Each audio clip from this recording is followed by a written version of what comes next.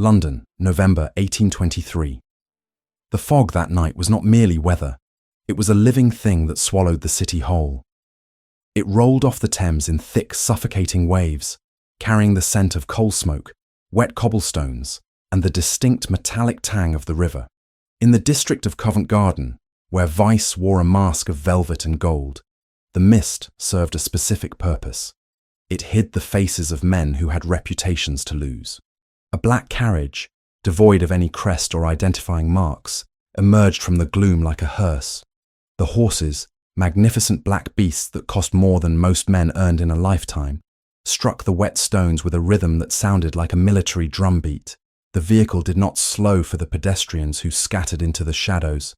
It claimed the centre of the road with an arrogance that belonged to only a handful of families in England.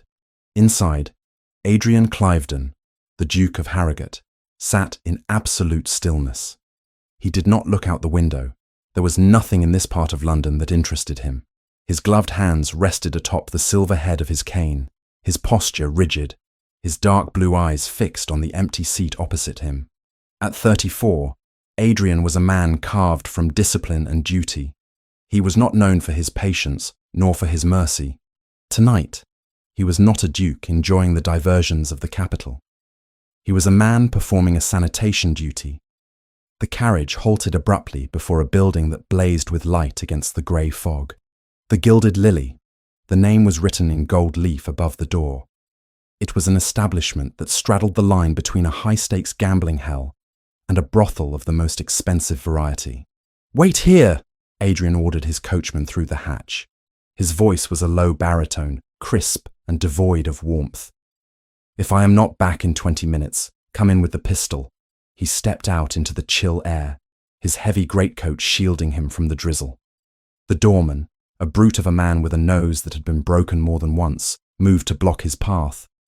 He took one look at Adrian's face, the hard set of the jaw, the cold intelligence in the eyes, the sheer, undeniable aura of power, and stepped aside without a single word. Adrian Cliveden did not need to announce himself. His authority was a physical weight in the air. Inside, the heat hit him like a physical blow. The air was cloying, thick with the scent of heavy perfume, spilled wine, and beeswax. Chandeliers, dripping with crystal tears, cast a golden, forgiving light over the patrons. Men in fine evening coats laughed too loudly, while women in silk gowns that left little to the imagination drifted between them like beautiful, poisonous flowers. Adrian moved through the crowd, untouched and untouchable. He ignored the heads that turned, the whispers that followed in his wake. He was not here for pleasure. He was here for Arthur. He found his nephew in a private alcove near the baccarat tables. Arthur, barely 20 years old and already dissolving into a puddle of dissipation, was slumped in a chair, a glass of brandy tilting dangerously in his hand. His cravat was undone. His face flushed with drink and the false euphoria of a winning hand that had likely turned into a losing one hours ago. "Arthur," Adrian said. He did not raise his voice, yet it cut through the din of the room like a blade. The young man jerked upright, spilling the brandy onto his velvet breeches. He blinked, trying to focus. "Uncle? I didn't expect—" "Clearly," Adrian interrupted, his tone icy. "Stand up. I was just— The cards were turning, Uncle. I felt it. One more hand and I would have recovered the losses.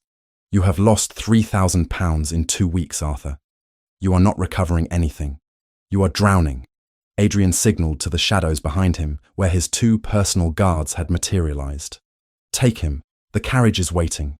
He goes directly to the country estate in Kent. He is not to leave the grounds. He is not to have access to funds. And he is not to have visitors until I say otherwise." "You can't do this!" Arthur wailed, a sound that drew stares from the nearby tables. "My debts!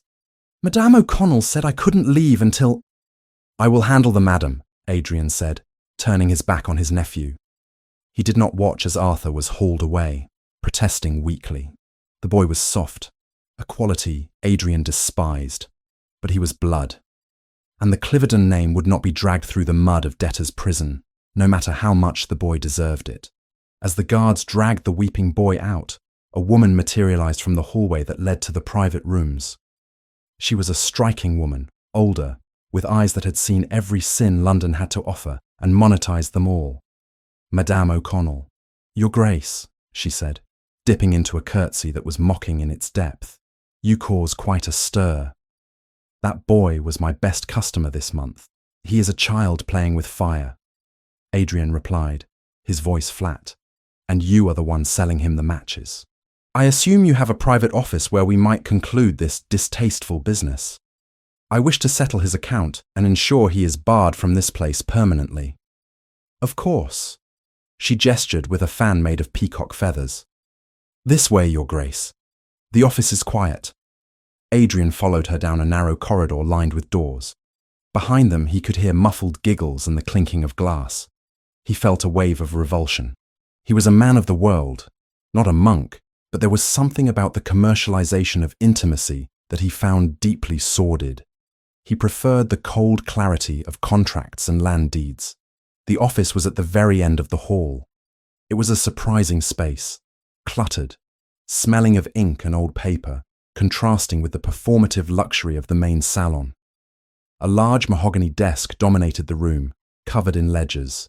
"The boy owes £450, Madame O'Connell said, moving behind the desk and opening a heavy book. "Champagne, cards, and specialized company." Adrian withdrew a leather book from his coat. He did not haggle.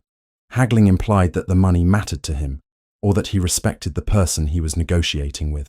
He counted out the banknotes and placed them on the desk with precise, deliberate movements. "This covers it, and it buys his banishment. If I hear he has crossed your threshold again, madam, I will not come with banknotes. I will come with the magistrate and a writ to close this house down for moral indecency." The madam smiled, tucking the money into a drawer with practiced speed. "You are a hard man, Duke. But money speaks louder than threats in my world. The boy is barred." Adrian turned to leave immediately. The business was done. He wanted the clean, cold air of the street. He wanted to wash the scent of lavender and stale smoke from his clothes. He reached for the brass handle of the door, his hand gloved in white leather. But as he turned, his gaze swept across the room one last time, a reflex of a man who always assessed his surroundings. The room was dimly lit, shadows clinging to the corners. But on the far wall, half obscured by a heavy velvet drape that had been pulled partially aside, a gold frame caught the flicker of the candlelight. Adrian froze.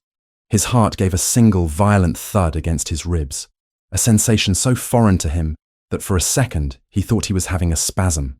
He dropped his hand from the door latch. He took a step toward the wall, his boots silent on the Persian rug. He needed to be sure. It was a trick of the light. It had to be. He reached out and shoved the velvet drape aside with a violence that made the fabric hiss. The painting was revealed in full. It was a portrait of a woman.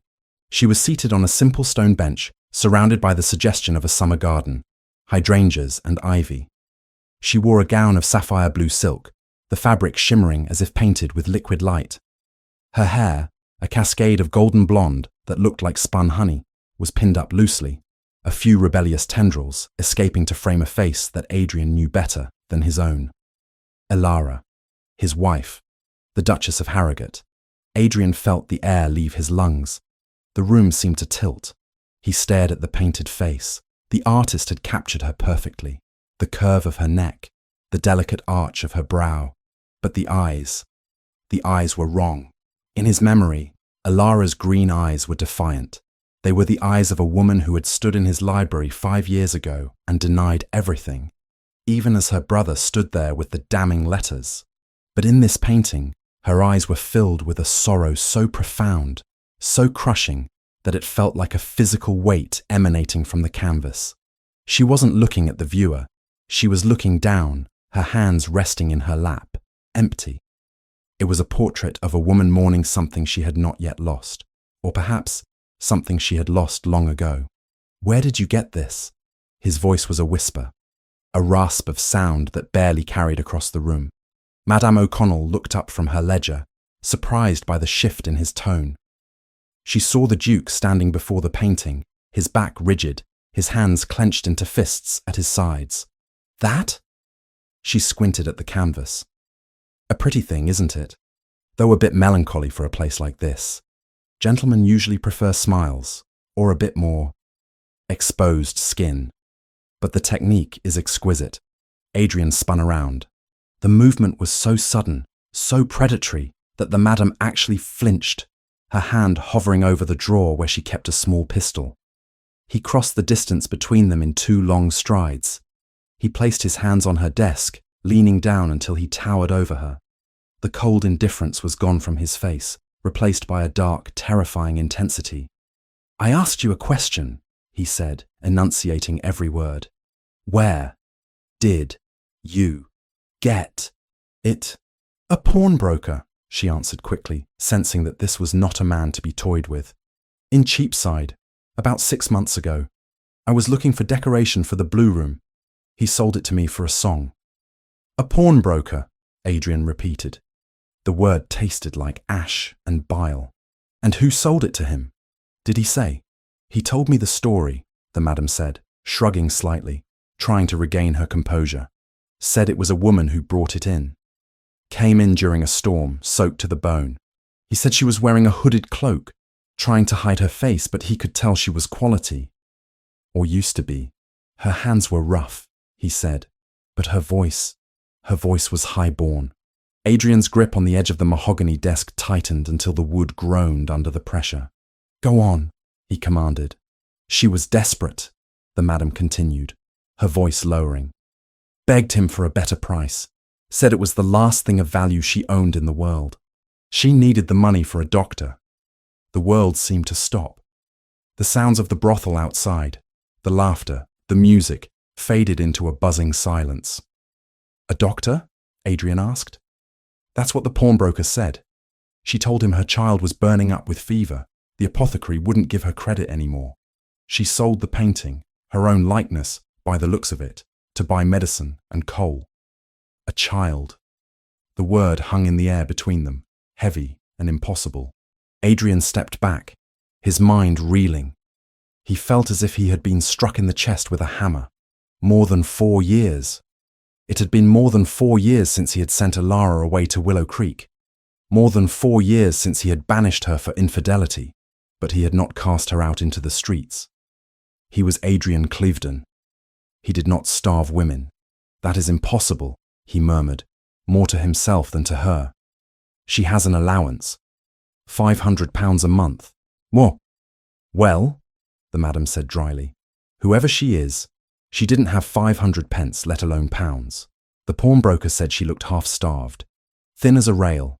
He said the only colour on her was the fever in her cheeks." Adrian looked back at the painting. The blue dress. He remembered that dress. He had commissioned the fabric from Paris for her trousseau. She had worn it once, to a dinner shortly after their wedding. If the woman in the pawnbroker's shop was Alara, and she was selling this, suspicion, dark and ugly, uncoiled in his gut like a serpent. Was it the lover? The man she had supposedly betrayed him with? Had she taken the allowance he sent and squandered it on him? Had they gambled it away, just like his nephew? But the madam's words echoed in his mind, soaked to the bone, hands rough, half-starved. And the child. Alara had been childless when she left. If there was a child now, a child young enough to need a mother's desperate care, whose child was it? The timeline twisted in his mind. 5 years. If the child was 4, or nearly 5, how much? Adrian asked. He didn't turn around. He couldn't take his eyes off the sorrowful face in the frame. "It's not for sale," Madame O'Connell began, sensing an opportunity. "It fits the room perfectly and—" Adrian turned his head. The look he gave her was so lethal that her words died in her throat. He reached into his coat pocket and pulled out not the banknotes, but a heavy gold signet ring he carried as a spare. It bore the crest of the Clevedons, a hawk gripping a sword. He tossed it onto the ledger. It landed with a heavy, solid thud that spoke of pure gold. "That ring is worth more than this entire building and every soul inside it," Adrian said softly. "I am taking the painting, and you are going to forget you ever saw it. If I hear a single whisper that the Duchess of Harrogate's likeness was hanging in a house of ill repute, I will return, and I will burn this place to the ground." He didn't wait for her consent. He walked back to the corner, lifted the heavy gold frame from the hook with a single fluid motion and tucked it under his arm. He held it protectively, shielding the painted face from the sordid room. He walked out. He didn't look at the madam again. He stormed down the hallway, the painting pressed against his side like a shield. Outside, the rain had started to fall in earnest. It was a cold, biting downpour that turned the streets into rivers of black sludge. The fog swirled around him, but the heat of the brothel was gone, replaced by a chilling clarity. The coachman jumped down from the box as Adrian approached, splashing in the mud to open the carriage door. "To the townhouse, Your Grace. The boy is already on his way to Kent with the guards." "No," Adrian said. He handed the painting carefully into the carriage, placing it on the velvet seat opposite his own, face up. Then he climbed in. The interior was dark, but a flash of lightning illuminated the portrait for a split second. The blue dress seemed to glow. Adrian sat back, his heart pounding a rhythm of dread and fury. He thought of the £500. He thought of the letters from his solicitor, confirming the transfers to Lord Vance meant for Alara. He thought of Eamon Vance, his brother-in-law, with his easy smile and his new horses. He said she was happy, Adrian thought. He said she was living quietly. He said she didn't want to write. But a woman does not sell her likeness to a pawnbroker if she is happy. A woman does not starve if she has £500 a month. Something was wrong. The math did not add up. The logic was fractured. And Adrian Cliveden was a man who could not abide a broken equation. "Your Grace," the coachman asked, standing in the rain, confused by the delay. "Where to?" Adrian looked away from the painting. He looked out into the wet, black night of London. His eyes were hard, but beneath the anger, there was the first stirring of fear. "Yorkshire," Adrian said. The coachman blinked, wiping rain from his face. "Yorkshire, Your Grace? Tonight? In this storm? It's a 3-day journey, and the roads will be—" "Tonight," Adrian commanded, his voice cutting through the wind. "We ride for Willow Creek. Change horses at every post. We do not stop for sleep. We do not stop for food. We drive until we reach the gate. As you wish, Your Grace." The door slammed shut, sealing Adrian in the darkness with the silent image of his wife. The carriage lurched forward, swaying violently as the coachman cracked the whip. The wheels clattered over the cobblestones, picking up speed, leaving the lights of the brothel behind. Adrian sat alone in the dark, his hand resting on the hilt of his cane, his knuckles white. He was racing north into the storm to find a ghost he had tried to bury 5 years ago. And for the first time in his life, the Duke of Harrogate was afraid of what he would find. The Great North Road, November 1823. The journey north was a descent into purgatory. For 3 days and 3 nights, the black carriage tore across the spine of England, a dark projectile hurled against the teeth of a storm that refused to break. The rain did not merely fall, it assaulted the earth, turning the roads into rivers of churning brown sludge that sucked at the wheels and exhausted the horses. At every posting in, Adrian commanded fresh teams with a terrifying urgency, tossing coins to stable masters who looked at the sky and crossed themselves, muttering that no man with a soul would travel in such weather. Inside the carriage, the air was cold enough to see one's breath, but Adrian Cliveden felt none of it. He sat in a silence that was louder than the thunder rolling over the Derbyshire peaks. Opposite him, propped up on the velvet seat like a silent passenger, was the portrait. In the daylight, what little of it penetrated the grey shroud of the storm, the painting seemed to change. The blue of Alara's dress looked less like silk and more like a bruise. The sorrow in her painted eyes seemed to deepen with every mile they put between London and the truth waiting in Yorkshire, in. Adrian slept in fits and starts, his dreams haunted by fragmented images, the stack of ledgers in his solicitor's office, the easy smile of his brother-in-law, Eamon Vance, and the gaunt, desperate face the pawnbroker had described. "She is lying," a voice whispered in his mind.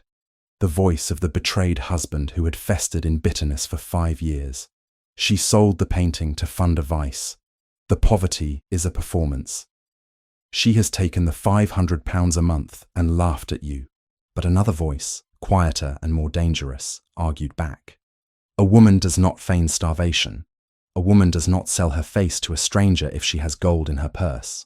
By the time the carriage crossed the boundary into his own lands in Yorkshire, Adrian was a man existing on the razor's edge of sanity. He had not shaved in 3 days. A shadow of dark stubble lined his jaw, making him look less like a duke and more like a brigand.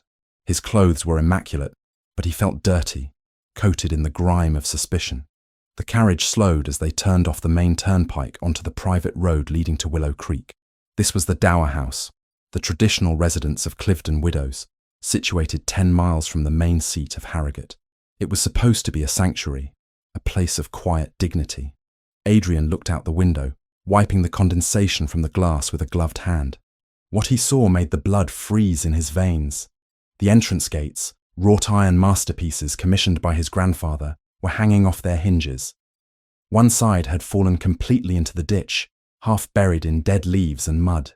The stone pillars, once topped with proud stone falcons, were crumbling, the masonry eaten away by unchecked ivy that looked more like a parasite than decoration. "Drive on!" Adrian barked, though the coachman was already struggling to navigate the rutted, overgrown drive.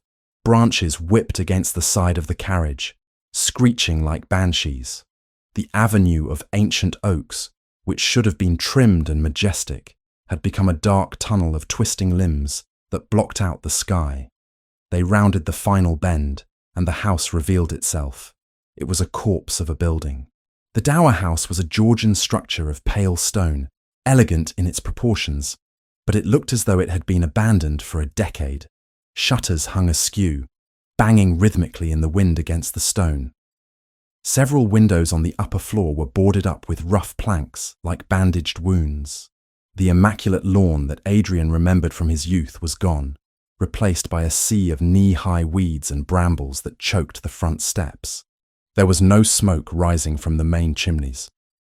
The house was dark, silent, and imposing in its desolation. Only a faint, erratic wisp of grey smoke curled from the rear of the building, the kitchen stack. The carriage lurched to a halt before the main entrance. The horses were blowing hard, their sides heaving, steam rising from their flanks into the freezing rain. Adrian kicked the door open before the footman could scramble down. He stepped out into the mud, his boots sinking inches deep into the neglected drive. The rain hit him instantly, soaking his heavy greatcoat, but he didn't feel it. He stared up at the house. There were no lights, no servants rushing out with umbrellas, no sign of life. "Wait here," he ordered the coachman, his voice lost in the wind. He walked up the stone steps. Moss had made them slippery. The front door, a massive slab of oak, was scarred and weather-beaten. The brass knocker was missing, leaving only a discoloured outline where it had once been. Sold. Adrian didn't bother to knock. He tried the handle. Locked. He pounded on the wood with his fist, a heavy, authoritative sound. "Open this door." Silence answered him. He pounded again. "Elara, open this door." Nothing but the wind howling around the corners of the stone. A terrible dread began to coil in his stomach, heavier than the anger. He left the front door and moved around the side of the house, pushing through overgrown laurel bushes that soaked his trousers. He headed for the servants' entrance at the back. The kitchen courtyard was a scene of devastation. The cobblestones were loose, weeds sprouting between them. The stables to the left were derelict, the roof sagging dangerously. There were no horses, no carriages, not even a dog to bark at the intruder. He reached the kitchen door. It was unlatched. It swung open with a groan of rusted metal that set his teeth on edge. Adrian stepped inside. The transition was jarring. He expected the warmth of a kitchen, the smell of roasting meat or baking bread. Instead, he was hit by a wall of damp, stale air that smelled of boiled cabbage and lye soap. The kitchen was a cavernous room with a vaulted ceiling, designed to feed a household of 20. Now it felt like a tomb. The massive iron range was cold and dark. In the smaller hearth to the side, a pathetic fire sputtered, fed by twigs and what looked like broken furniture legs rather than proper coal. And there was a sound. Scrub, scrub, scrub. It was the rhythmic, harsh sound of a stiff brush against stone. Adrian took a step forward, his boots clicking on the flagstones. His eyes adjusted to the gloom. In the center of the vast floor, a figure was on its hands and knees. It was a woman. She was facing away from him, bent over a bucket of grey, sudsy water. She wore a dress of rough, scratchy wool in a colour that might have once been grey, but was now stained and faded. It was the kind of garment a scullery maid in a poorhouse would wear, shapeless and frayed at the hem. A coarse kerchief was tied over her hair, hiding it completely. She scrubbed with a ferocious, desperate intensity, her shoulders moving with the effort. Adrian stood frozen. The image before him refused to reconcile with the reality he knew. This was the Duchess of Harrogate. This was the woman who received £500 a month. "I told you, Mr. Higgins," the woman said, her voice not stopping the rhythm of the scrubbing. "I will have the coin by Friday. I am expecting a payment." Her voice. It hit Adrian like a physical blow. It was raspy, broken, as if she hadn't spoken to another human being in days, but the cadence was unmistakable. It was the cultured, melodic tone of the aristocracy, currently sharpened by exhaustion. "Ilara," Adrian said. The name hung in the damp air. The scrubbing stopped instantly. The figure on the floor went rigid. For a long, agonizing second, she didn't move. Then, slowly, as if her joints were rusted like the gate hinges outside, she sat back on her heels. She turned to face him. Adrian felt the breath leave his body. He had spent 3 days staring at the portrait of a beautiful, sorrowful woman in a blue silk dress. He was prepared for sadness. He was not prepared for this. The woman before him was a skeleton wrapped in skin. Her face, once round and glowing with health, was gaunt, the cheekbones jutting out sharply, creating hollows that were filled with dark purple shadows. Her skin was the colour of old parchment, pale and translucent. Her lips were cracked from the cold, but it was her hands that horrified him the most. As she rested them on her thighs, he saw they were red, raw, and swollen. Chilblains covered her knuckles. The nails were broken, dirt ground deep into the cuticles. These were not the hands of a lady who painted watercolours and played the pianoforte. These were the hands of a labourer. She looked at him. Her eyes, those piercing, intelligent green eyes, widened. Shock registered there, followed immediately by something that looked painfully like shame, before hardening into a mask of icy indifference. She didn't try to stand. She didn't have the strength, or perhaps she simply refused to grant him the courtesy. "You," she whispered. The word was flat, devoid of emotion. "Stand up," Adrian said. His voice was rough, trembling with a mixture of rage and horror. He needed her to stand up. He needed her to be the Duchess, not this broken thing on the floor. "Stand up, Ilara." She let out a sound that was half laugh, half cough. She reached out, gripping the edge of the heavy wooden work table, and pulled herself up. Her movements were stiff, painful to watch. She stood before him, swaying slightly, looking small and fragile in the vast, cold kitchen. "To what do I owe the honour, Your Grace?" she asked. "Did you come to check if the roof has finally collapsed? Or did you come to take the floorboards too? They are the only things left with any value." Adrian stepped closer, the water dripping from his coat creating a puddle on the clean floor she had just scrubbed. "What is this?" he demanded, gesturing around the empty room. "What is this performance, Ilara? I drive up and find the gates in ruin. I find the house boarded up. I find you, looking like a beggar."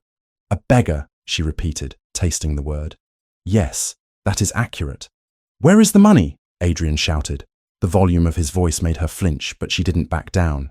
"I send you £500 a month. £500. That is a fortune. It is enough to keep this house in repair, to keep a full staff, to keep you in silk and velvet. Where is it?" He was advancing on her now, driven by the desperate need to find a villain that wasn't himself. Did you gamble it away? He accused, his eyes blazing blue fire. Is that it? Did you pick up the vice from your brother? Or did you give it to him? To the lover you were planning to run away with? Is he the one who drained you dry and left you here to rot? Ilara stared at him. For a moment, she looked as if she might strike him. Then, a strange expression crossed her face. It was pity. She started to laugh. It was a terrible sound. Dry, cracking, devoid of any humour. It was the laughter of someone who had seen the bottom of the abyss and found it absurd. £500, she gasped, clutching her side as if the laughter hurt physically. Oh, Adrian, you always were so good with numbers, so precise. She turned away from him, shuffling toward a small, battered cupboard in the corner. Her shoes were worn through. He could hear the drag of leather on stone. You think I have been living in debauchery? She asked, her back to him. You think I have been throwing gold at lovers? She opened the cupboard. It was bare, save for a single bag of oatmeal and a small stack of papers. She pulled out a book, a simple, homemade ledger stitched together with twine. She turned back and threw it onto the table between them. It landed with a dull thud.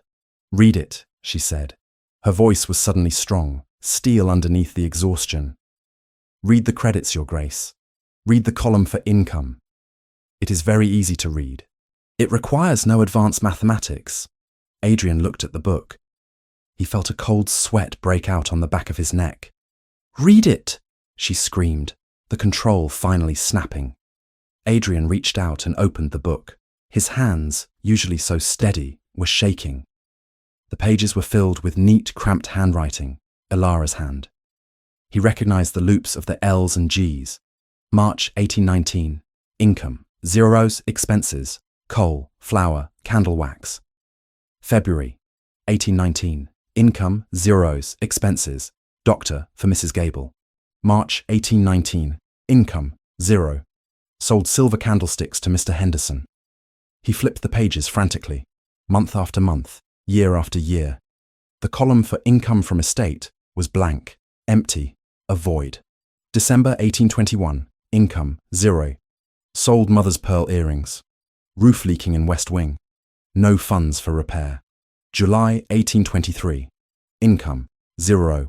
Sold remaining library books. Sold the sapphire portrait. Adrian stopped. The ink on the last entry was stained, as if a teardrop had fallen there and been hastily wiped away. He looked up. Ilara was watching him, her arms wrapped around herself as if trying to hold her shattered pieces together. 0, she hissed. I haven't seen a penny, Adrian. Not a single farthing, for 5 years. That's a lie, Adrian whispered, the denial weak on his lips. I have the receipts. My solicitor sends the drafts. Eamon confirms receipt every quarter. He writes to me. He says you are well. He says you ask for nothing because you are living quietly. Eamon! She spat the name. The venom in her voice was absolute. My brother. The man who told you I was unfaithful. The man who brought you the letters. The man who offered to manage my dowry and my allowance so you wouldn't have to deal with the shame of contacting me directly. She took a step closer to the table, leaning over it, her green eyes burning into his. You entrusted the sheep to the wolf, my lord, and you never once checked to see if there was any wool left. Eamon has been intercepting everything, my letters to you, your money to me. He has stripped this estate bare. He sold the furniture. He sold the horses. He sold the very curtains from the windows 2 years ago. Adrian felt the floor tilt beneath his feet. The logic of his world, the tidy columns of his account books, the certainty of his righteousness. It all crumbled into dust. But, he stammered, his mind grasping for purchase. The portrait, the brothel. I know where it ended up, Ilara said, her voice dropping to a whisper. I was told.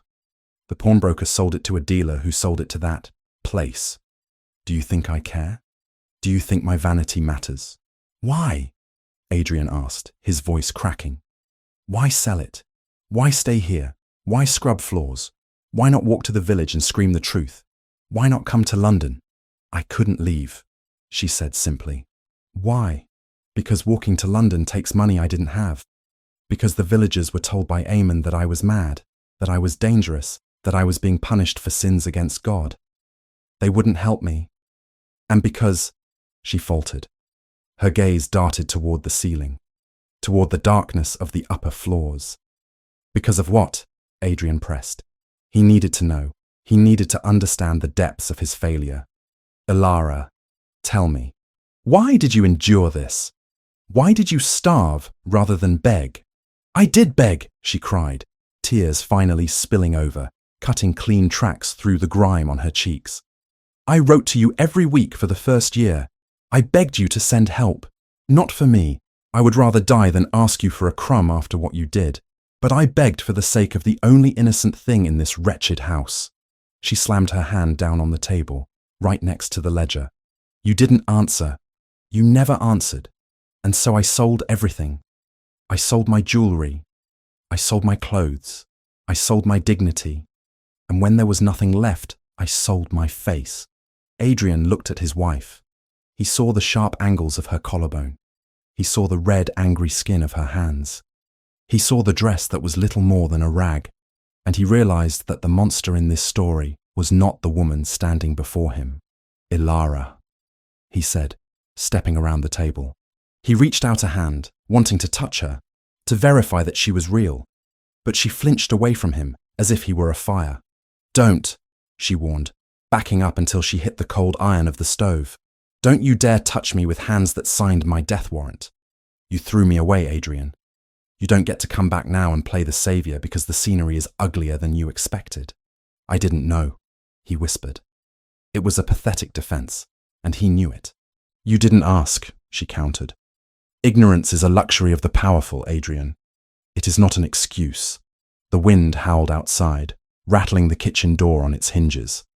The fire in the grate sputtered and died, leaving them in the gloom.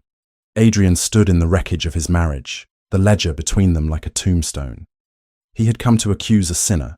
Instead, he had found a martyr, and the realization of what he had allowed to happen, the years of cold, hunger, and isolation, crashed over him with the force of the storm outside. He opened his mouth to speak, to offer some inadequate word of apology, but the silence of the house was suddenly broken. It was a sound from the floor above, soft, weak, but unmistakable in the quiet. A cough, followed by a small, frightened whimper. Ilara's face changed instantly. The anger vanished, replaced by a terrified, feral protectiveness. She spun around, placing her body between Adrian and the door to the hallway that led to the stairs. She spread her arms, her thin frame trembling. You can take the house, she whispered, her voice fierce. You can take the land. You can burn the ledger, but you are not going up those stairs. Adrian stared at her. The final piece of the puzzle, the one the pawnbroker had mentioned, the one he had feared to believe. A child. He looked at the ceiling, then back at his wife's desperate, guarding stance. The investigation was over. The reckoning had begun. The silence in the kitchen was shattered by the sound from above, a dry, rattling cough that seemed to tear through the damp ceiling and lodge itself directly in Adrian's chest.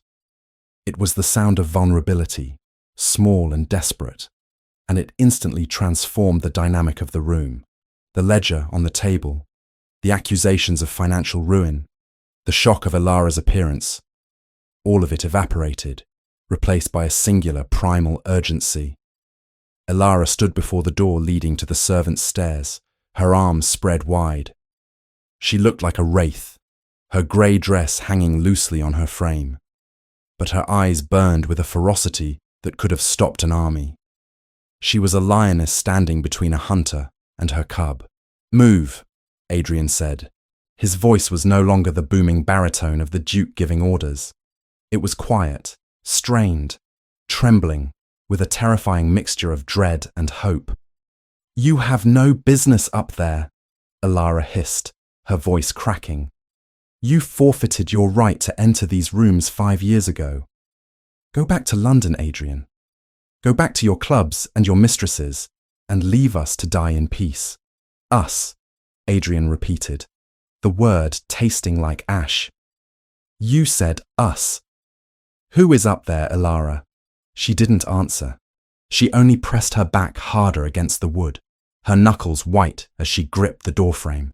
Adrian took a step forward. He did not want to touch her. He was afraid that if he laid a hand on her, she might shatter like brittle glass. But the pull of that coughing child was stronger than his propriety.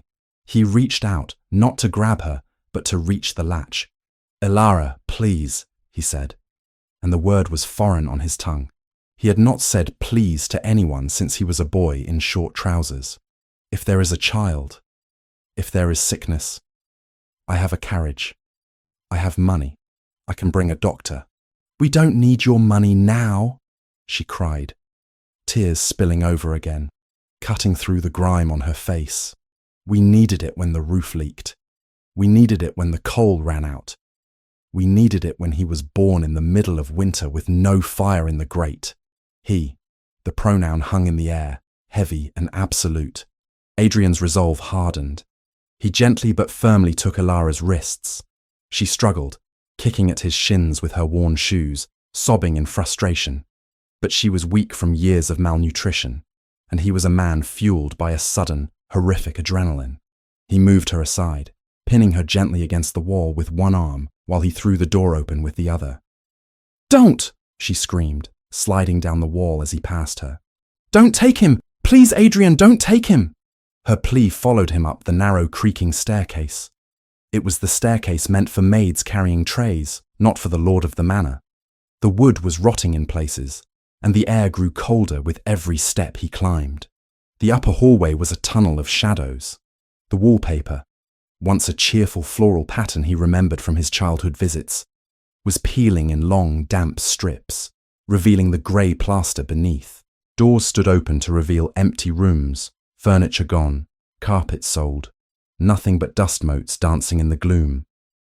But at the end of the hall, a single door was closed. A faint light seeped from beneath it. Adrian walked toward it. His boots, usually confident on marble floors, felt heavy as lead. His heart was hammering against his ribs, a frantic rhythm that drowned out the wind howling outside. He reached the door. He hesitated for a fraction of a second, his hand hovering over the brass knob. He was terrified. He was the Duke of Harrogate, a peer of the realm, a man who had stared down political rivals and duelists, but he was terrified of what lay behind this door. He turned the handle and pushed. The room was warmer than the rest of the house, though not by much. A fire burned in the grate, small, carefully tended. The air smelled of camphor, dried herbs, and the distinct metallic scent of fever. There was no furniture here either, save for a single wooden chair and a large bed pushed close to the fire. An old woman sat in the chair, her head bowed as she dipped a rag into a bowl of water. She looked up as the door opened, her eyes widening in disbelief. It was Mrs. Gable, the housekeeper who had served the Cliveden family for 40 years. She had chosen to go into exile with Ilara. She looked aged, her back bent, her uniform patched and repatched until the original fabric was barely visible. "Your Grace?" she whispered, rising shakily to her feet. Adrian didn't look at her. His gaze was fixed on the bed. Buried under a mountain of mismatched quilts, wool blankets, and what looked like an old velvet curtain repurposed as a coverlet, was a small shape. Adrian walked to the bedside. He felt like an intruder in a holy place. He felt unworthy to breathe the air in this room. He looked down. The boy was sleeping fitfully, his breath coming in shallow, wheezing gasps. His skin was flushed with heat, dark hair plastered to his forehead by sweat. He looked small, fragile, as if a strong wind could blow him away. But the face. Adrian gripped the bedpost, his knuckles turning white. The boy had black hair, raven black, straight and thick. The exact shade of Adrian's own. The line of his jaw, even softened by childhood and sickness, was the Cliveden jaw. The nose, the brow.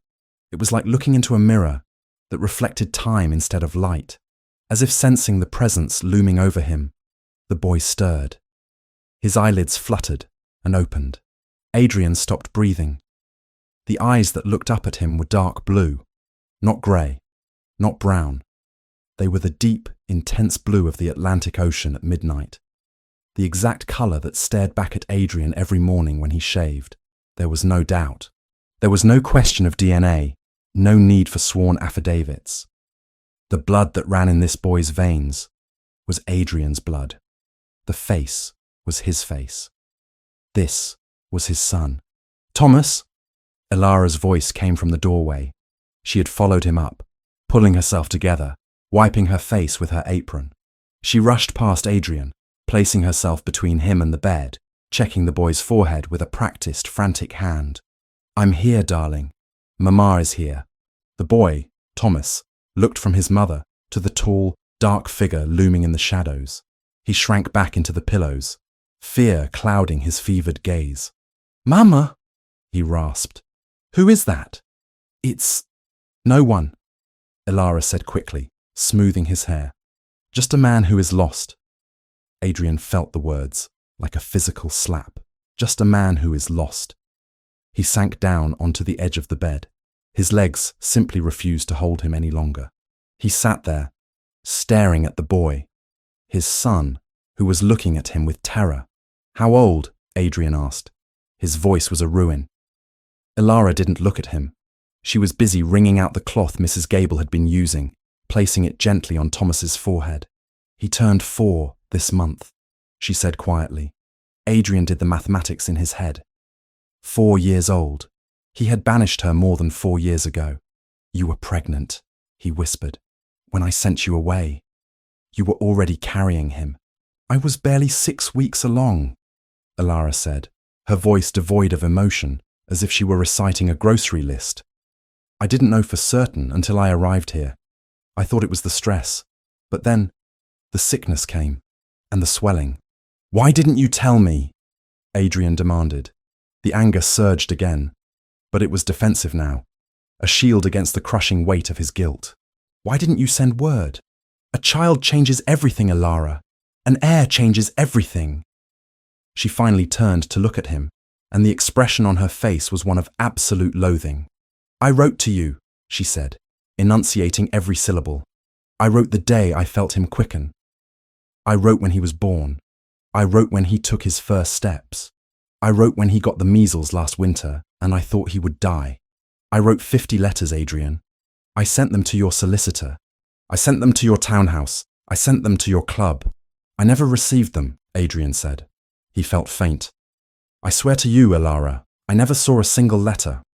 "Because you didn't want to see them," she cried, keeping her voice low so as not to distress the boy, which only made it more intense. "You gave the order. Do not speak her name.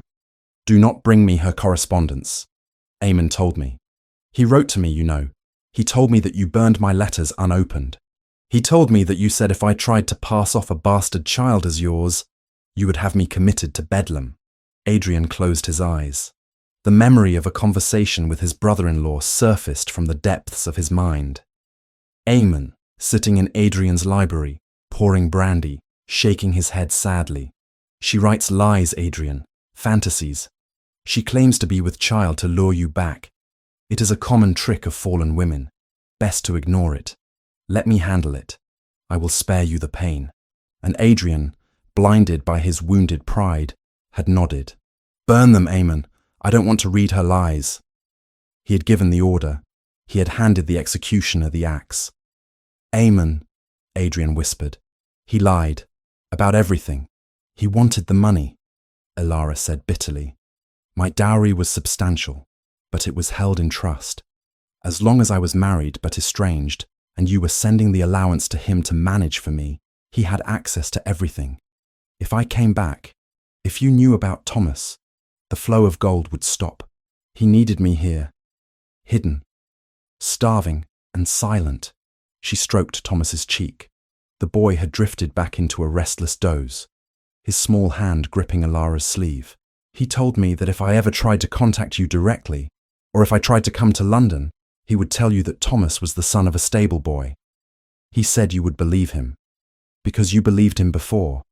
You believed him over me." Adrian looked at his hands. They were large, capable hands. Hands that held reins, signed treaties, wielded swords. But looking at them now, He saw only blood. He had condemned his wife to 5 years of hell. He had allowed his son, his heir, his own flesh and blood, to be born in poverty, to go hungry, to suffer cold and sickness without a doctor. He looked around the room, the peeling wallpaper, the draught coming from the window, the repurposed curtain on the bed. He had done this. Adrian started, but his voice failed him. There were no words in the English language that could bridge the chasm between them. I did not know. You should have known, Mrs. Gable spoke up from the corner. Her voice was thin and reedy, but it carried the authority of a woman who had once dusted his breeches when he was a boy. You are the Duke. It is your business to know.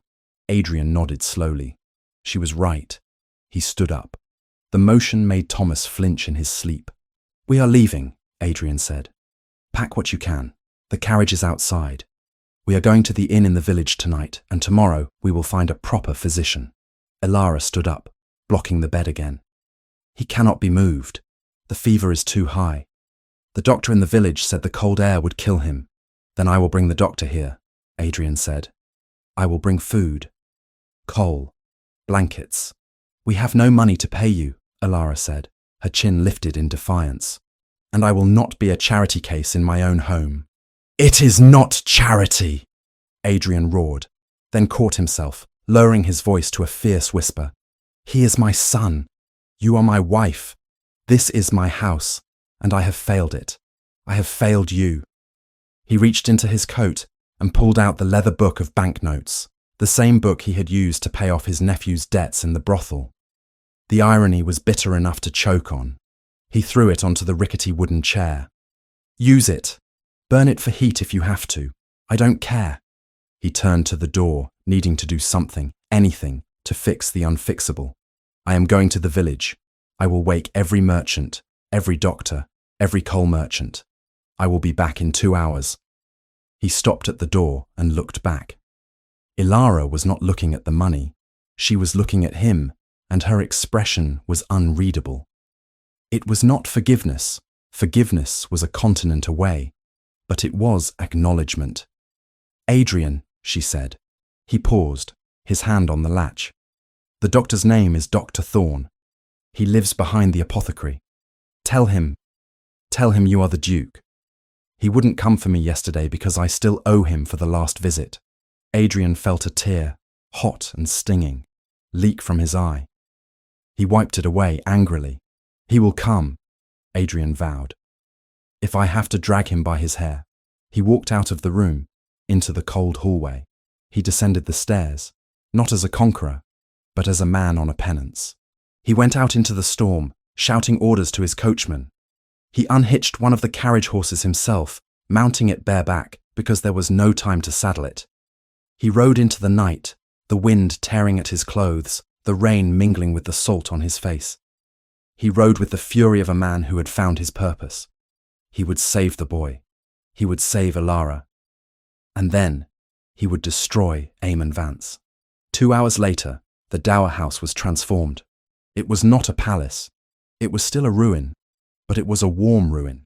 Adrian had returned with a wagon loaded with coal, blankets, food, and wine. He had brought Dr. Thorne, a startled little man who had been dragged from his bed by a dripping, wet Duke. The kitchen fire was roaring now, fed by quality coal that burned hot and bright. The stove was heating water. Upstairs, Dr. Thorne was examining Thomas.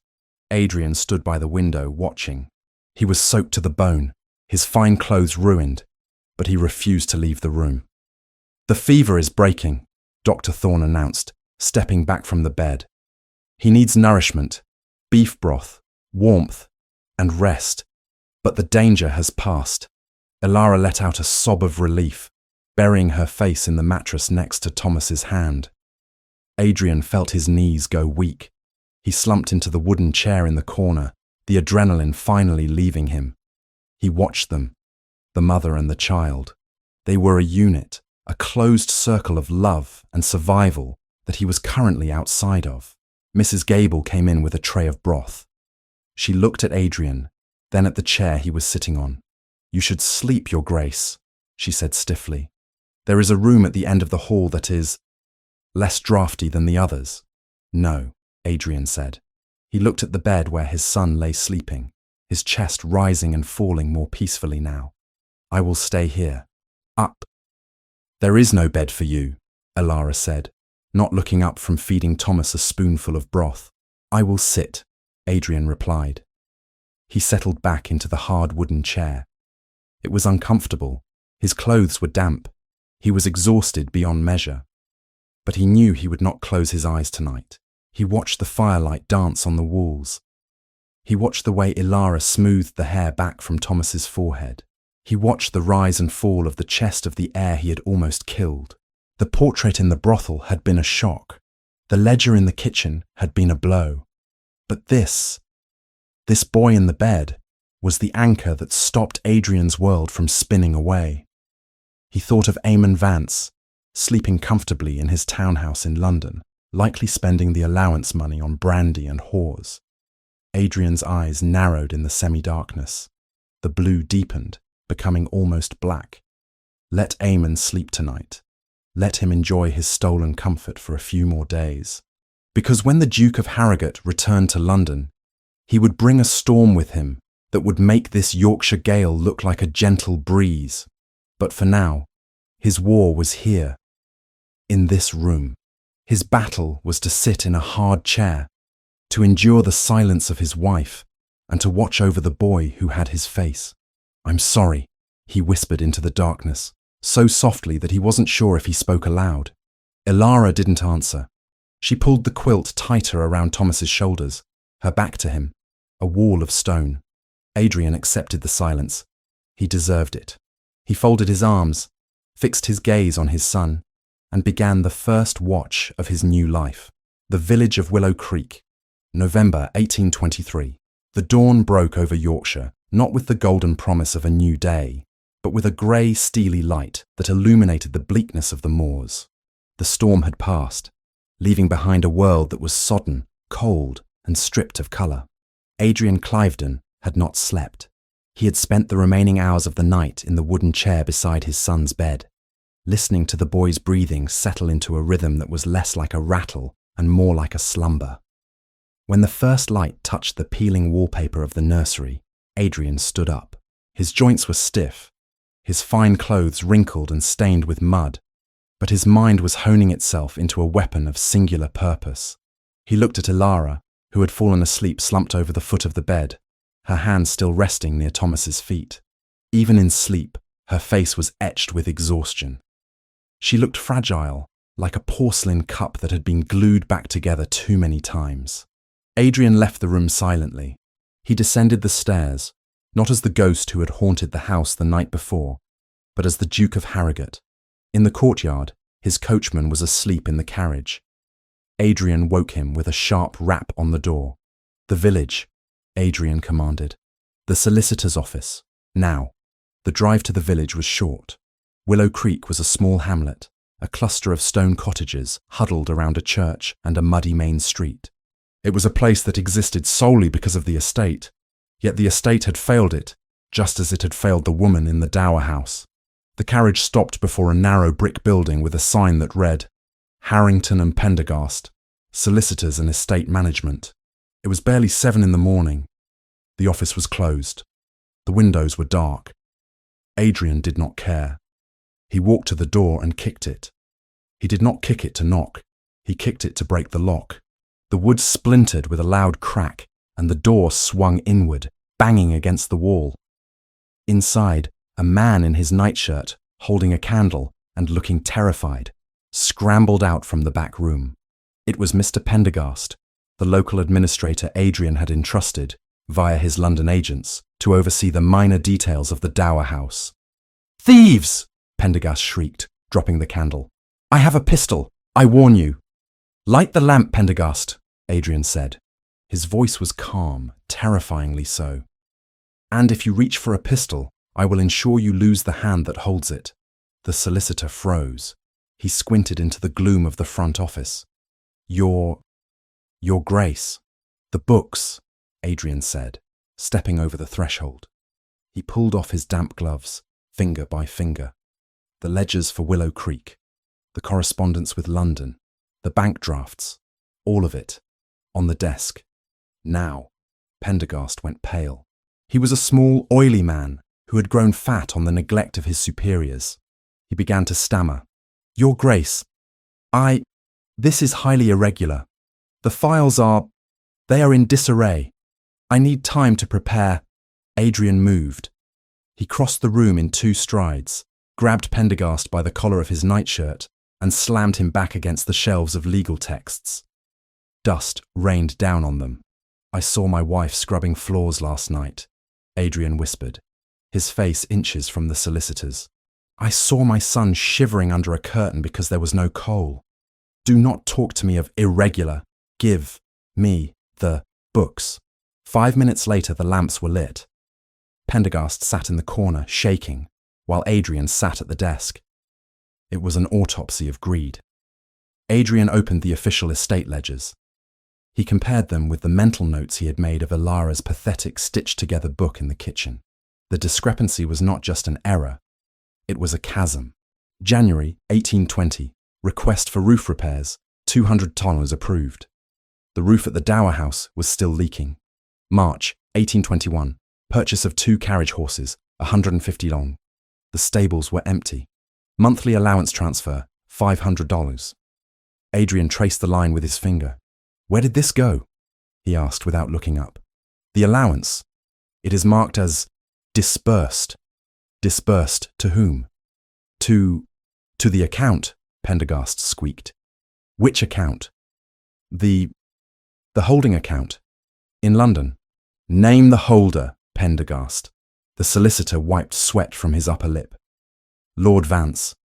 Lord Eamon Vance. He presented letters of attorney. He said the Duchess was unwell. Mentally unwell. He said she could not be trusted with cash. He instructed me to funnel all estate requests through him. And the receipts? Adrian pulled a stack of papers from the file. He saw Ilara's signature at the bottom of a receipt for £500. Ilara Cliveden. He studied it. It was a good forgery. Eamon had always been talented with a pen, but the loop of the C was too flourishy. Ilara's handwriting was spiky, efficient. This was the handwriting of a man who enjoyed the performance of signing. You knew, Adrian said. He looked up. You live 3 miles from the Dower House. You knew she was starving. You knew there were no horses. You knew the roof was rotting. And yet, every month, you signed off on these ledgers claiming the estate was being maintained. Lord Vance said. Lord Vance is a thief, Adrian cut him off. But you are the man who watched a woman and a child freeze while you sat here and grew fat. Adrian stood up. He gathered the ledgers, the forged receipts, and the bank drafts. He tied them together with a leather strap. You are finished, Adrian said. I will not call the constable today. That would be too quick. Instead, I am going to write to the Law Society.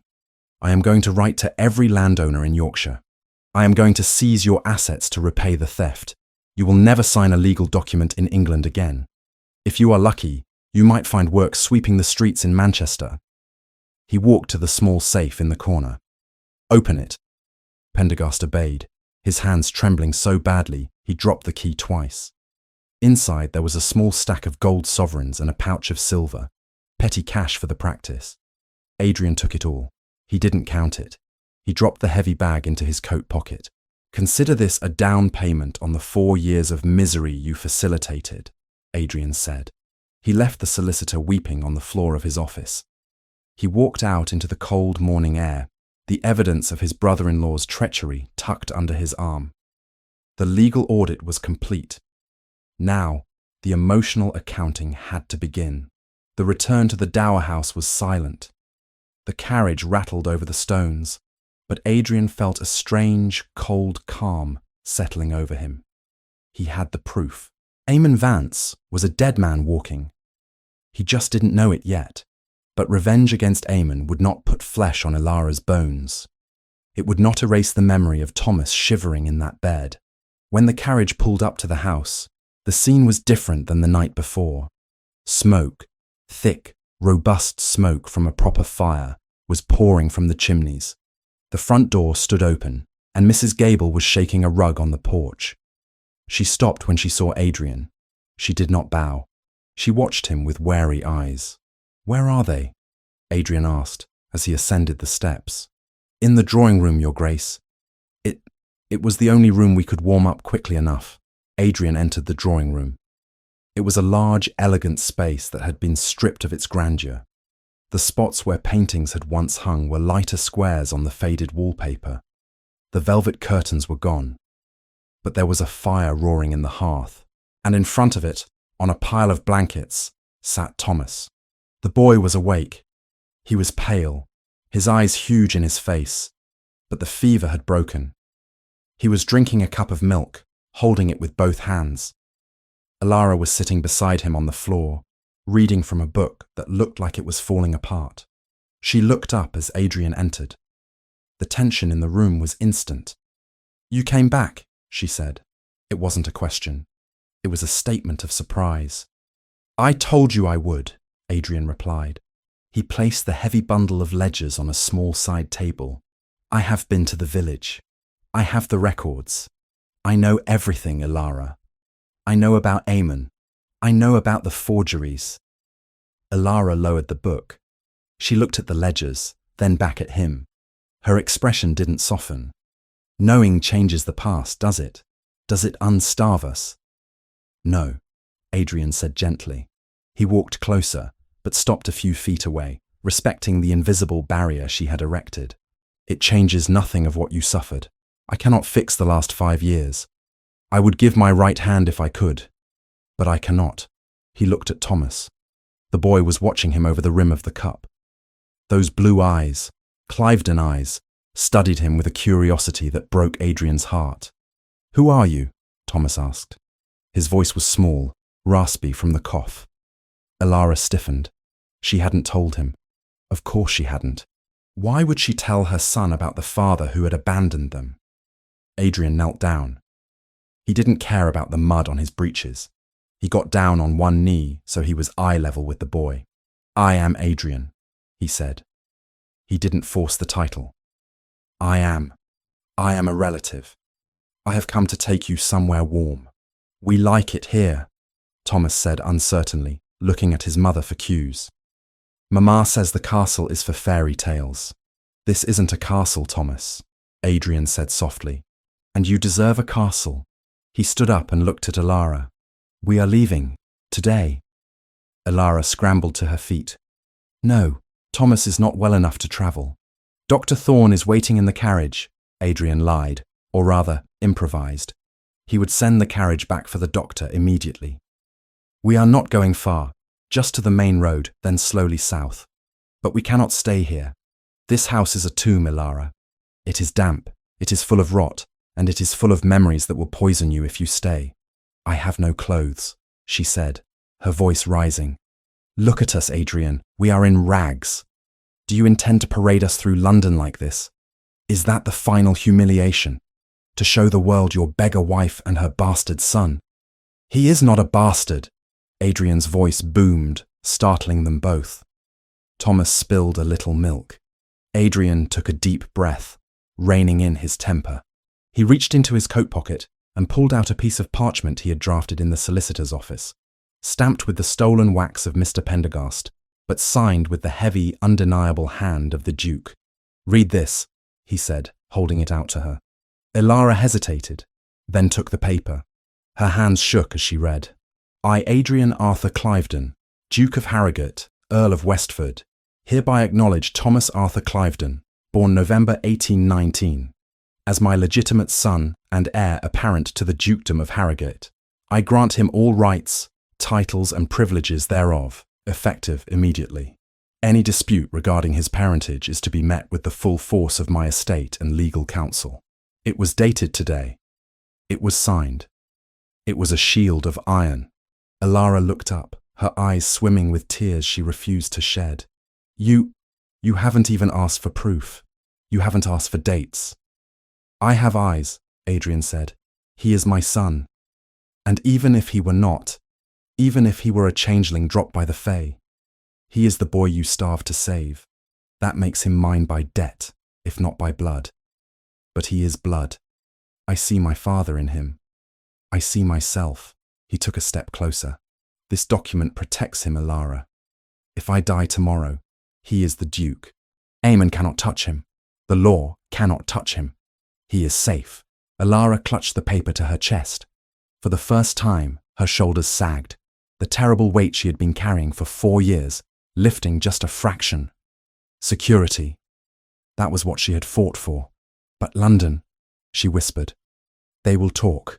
They will destroy us with whispers. Let them talk, Adrian said darkly. Let them whisper. I am bringing you back not as a penitent, but as a survivor. And anyone who dares to look down on you, they will have to answer to me. He turned to the door.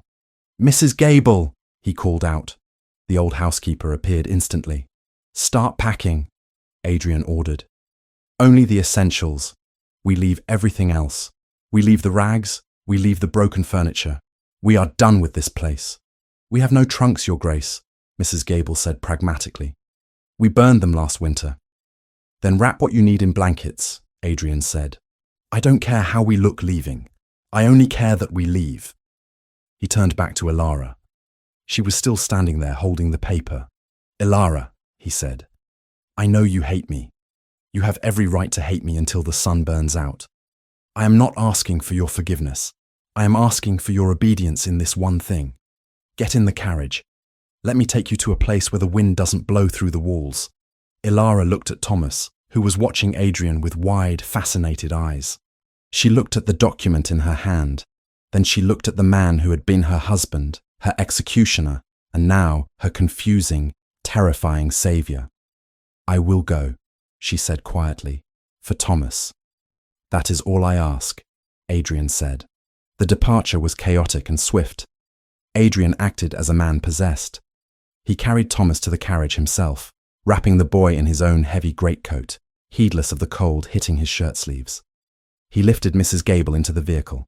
He secured the few bundles of meagre possessions they had salvaged. Ilara was the last to leave the house. She stood on the porch for a moment, looking back at the open door of the dower house. Adrian watched her. He wondered what she was thinking. Was she mourning the years lost? Was she saying goodbye to the ghost of the girl she had been when she arrived? She turned away, her face set like stone, and walked down the steps. Adrian offered his hand to help her into the carriage. She looked at it, the gloved hand of the Duke, and for a second he thought she would refuse. But she took it. Her fingers were cold, rough, and calloused. His were warm and smooth. The contrast burned him. She climbed in and sat next to Thomas, pulling him into her side. Adrian climbed in opposite them. He closed the door, sealing them in. London, he signalled to the coachman. The carriage lurched forward. They rolled down the overgrown driveway, past the crumbling gates, past the legacy of neglect. Adrian leaned back against the squabs. He looked at the trio across from him. The old woman, the defiant wife, the sick child. They were a motley, ragged group. They looked like refugees. And they were. They were refugees from his own failure. He watched Thomas drift back to sleep, lulled by the motion of the carriage. He watched Ilara stare out the window at the passing moors, her hand still clutching the legal acknowledgement of their son. Adrian's mind began to turn toward the south, toward the capital, toward the townhouse where Aemon Vance was likely sitting by a warm fire, drinking Adrian's wine, laughing about the sister he had buried in the north. Adrian touched the pocket of his coat, where the stolen ledgers rested against the bag of gold he had taken from the solicitor. Enjoy the warmth while you can, Aemon, he thought, a cold smile touching his lips for the first time in days. Because winter is coming for you. Are you warm enough? He asked aloud, his voice breaking the silence. Ilara didn't look at him. She just nodded, a tight, jerky motion. We will stop at the first decent inn, Adrian promised. I will buy clothes, proper clothes. You will not enter London looking like this. I don't care about dresses, Adrian, she said softly, her breath fogging the glass. I care that my son never has to cough like that again. He won't, Adrian vowed. I swear it on my life. He won't. The carriage picked up speed, leaving Willow Creek behind, disappearing into the grey mist of the road. The audit was over. The rescue was underway. But the war was just beginning. The return to London was a re-entry into a world that felt both familiar and fiercely alien to Adrian Cliveden. The journey south had been slow, dictated by the health of a recovering child. But as the carriage wheels finally hit the paved stones of the capital, the rhythm of the city seemed to drum against the carriage walls like a summons to war. The Cliveden townhouse in Mayfair was not merely a home. It was a fortress of limestone and iron, a physical manifestation of the power Adrian wielded. When the carriage halted before the imposing double doors, the gas lamps of the street were just flickering to life, casting long, dancing shadows against the facade. Adrian stepped out first. He did not wait for the footman. He turned and lifted Thomas down, the boy wrapped so thick in wool blankets that only his dark, wide eyes were visible. Then he offered his hand to Elara. She emerged into the London air, and for a moment, she hesitated. This was the city that had whispered about her disgrace 5 years ago. This was the city that had forgotten her.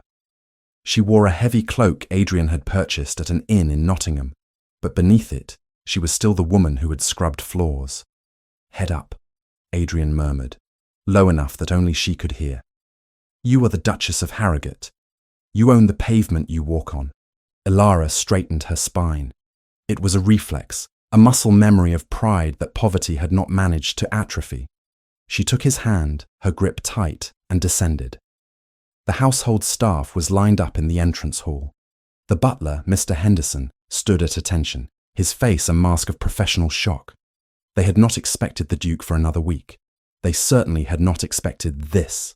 Adrian walked in, the mud of Yorkshire still clinging to his boots, carrying the heir to the dukedom in his arms.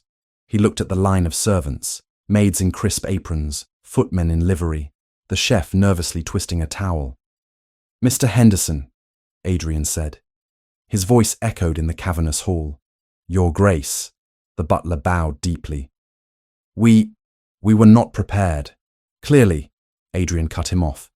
He handed Thomas gently to Mrs. Gable, who had followed them in like a fierce grey watchdog. Take Lord Thomas to the nursery. Light every fire on the upper floor. If I find a single draught, heads will roll. Lord. Thomas? Henderson stammered, his eyes darting to the child. My son, Adrian said. The silence that followed was absolute. And your future master. Treat him as such. Adrian turned his gaze to the rest of the staff. He walked down the line, looking into each face. He was looking for loyalty, but more importantly, he was looking for corruption. Who here was hired by Lord Vance? He asked quietly. 3 footmen and the under-butler exchanged nervous glances. A maid near the end of the line looked down at her shoes. Step forward, Adrian commanded. They did, trembling. You are dismissed, Adrian said. You will pack your belongings and leave within the hour. You will not speak to anyone on your way out. You will not carry messages. You are gone. But your Grace, the under-butler protested. We have nowhere to go at this hour. You have the reference of Lord Vance, Adrian said, his voice dropping to a lethal chill. Go to him. Ask him for charity. See if he is as generous with his own coin as he was with mine. He turned his back on them. Henderson, take the Duchess to the master suite, not the guest rooms, the master suite. She is to have anything she requires, a bath, hot food, tea. If she asks for the moon, you will find a ladder. Yes, Your Grace. Adrian watched as Elara was led up the grand staircase. She paused halfway, looking back at him. Her expression was unreadable, part relief, part terror. She was back in the cage, but this time, the lion was guarding the door, not stalking her. The next 2 days were a blur of strategic fortification.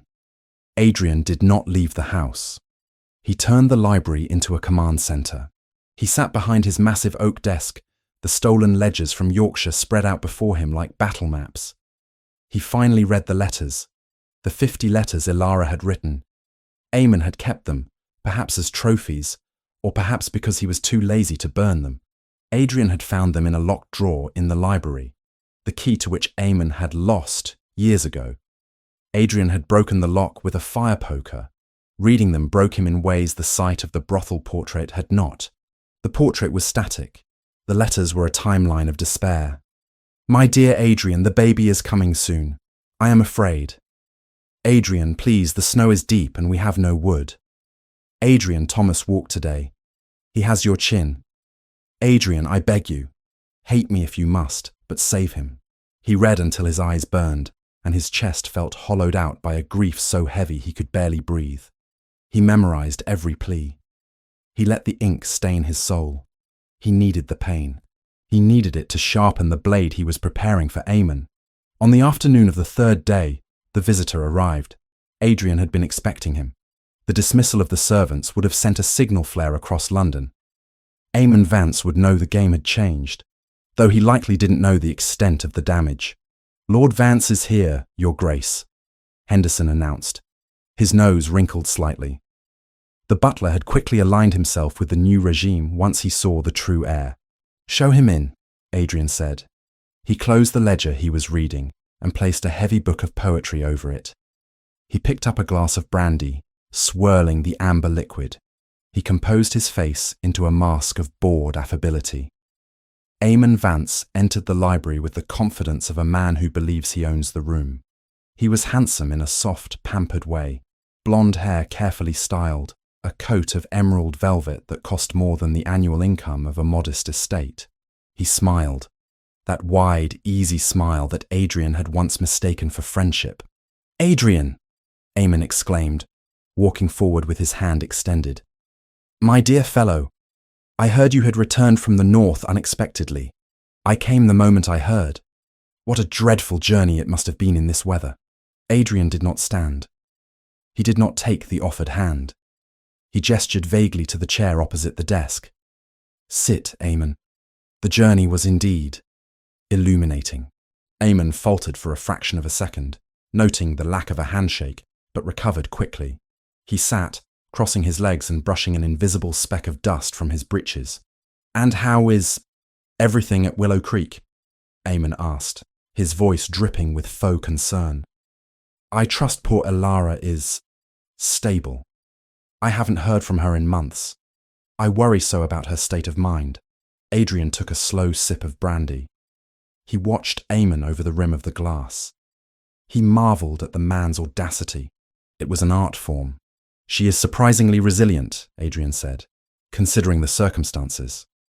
Oh, I am glad to hear it, Eamon sighed, placing a hand over his heart. I have tried, you know. I have tried to send her extra comforts, little gifts, but she refuses everything. She is so committed to her penance. It breaks a brother's heart. Does it? Adrian asked softly. I imagine it must be difficult, managing the affairs of a mad woman. Exhausting, Eamon agreed, leaning forward confidentially. But one does what one must for family. Speaking of which, Adrian, the quarterly transfer for her allowance, I believe it is due next week. If you wish, I can handle the bank draft as usual. Save you the trouble. The sheer greed of it. The man was staring into the eyes of the wolf and trying to steal the bone from its mouth. That won't be necessary, Adrian said. I have made new arrangements. Eamon's smile tightened at the edges. New arrangements. Adrian, surely you aren't thinking of bringing her back. Think of the scandal. Think of the rumours. Her instability. The rumours are indeed a concern, Adrian mused. He stood up, walking to the window that overlooked the rain-slicked street. But I find that rumours are like weeds, Eamon. You have to pull them out by the root.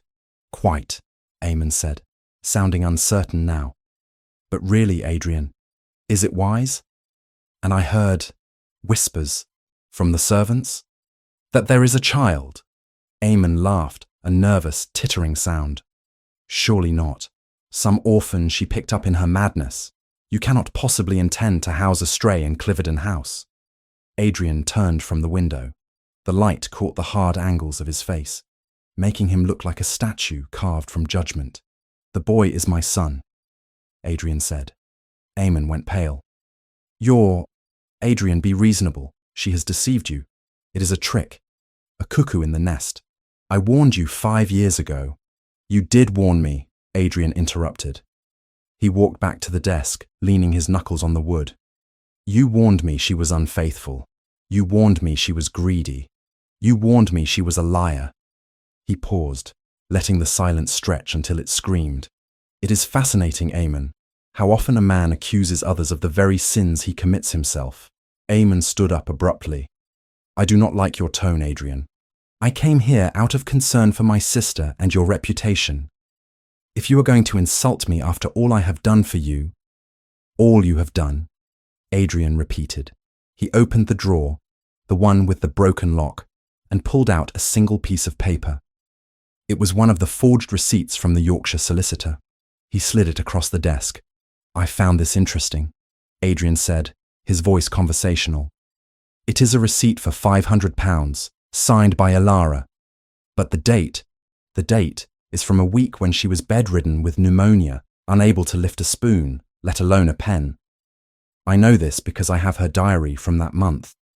A diary she wrote on scraps of butcher paper because she couldn't afford stationery. Eamon looked at the paper.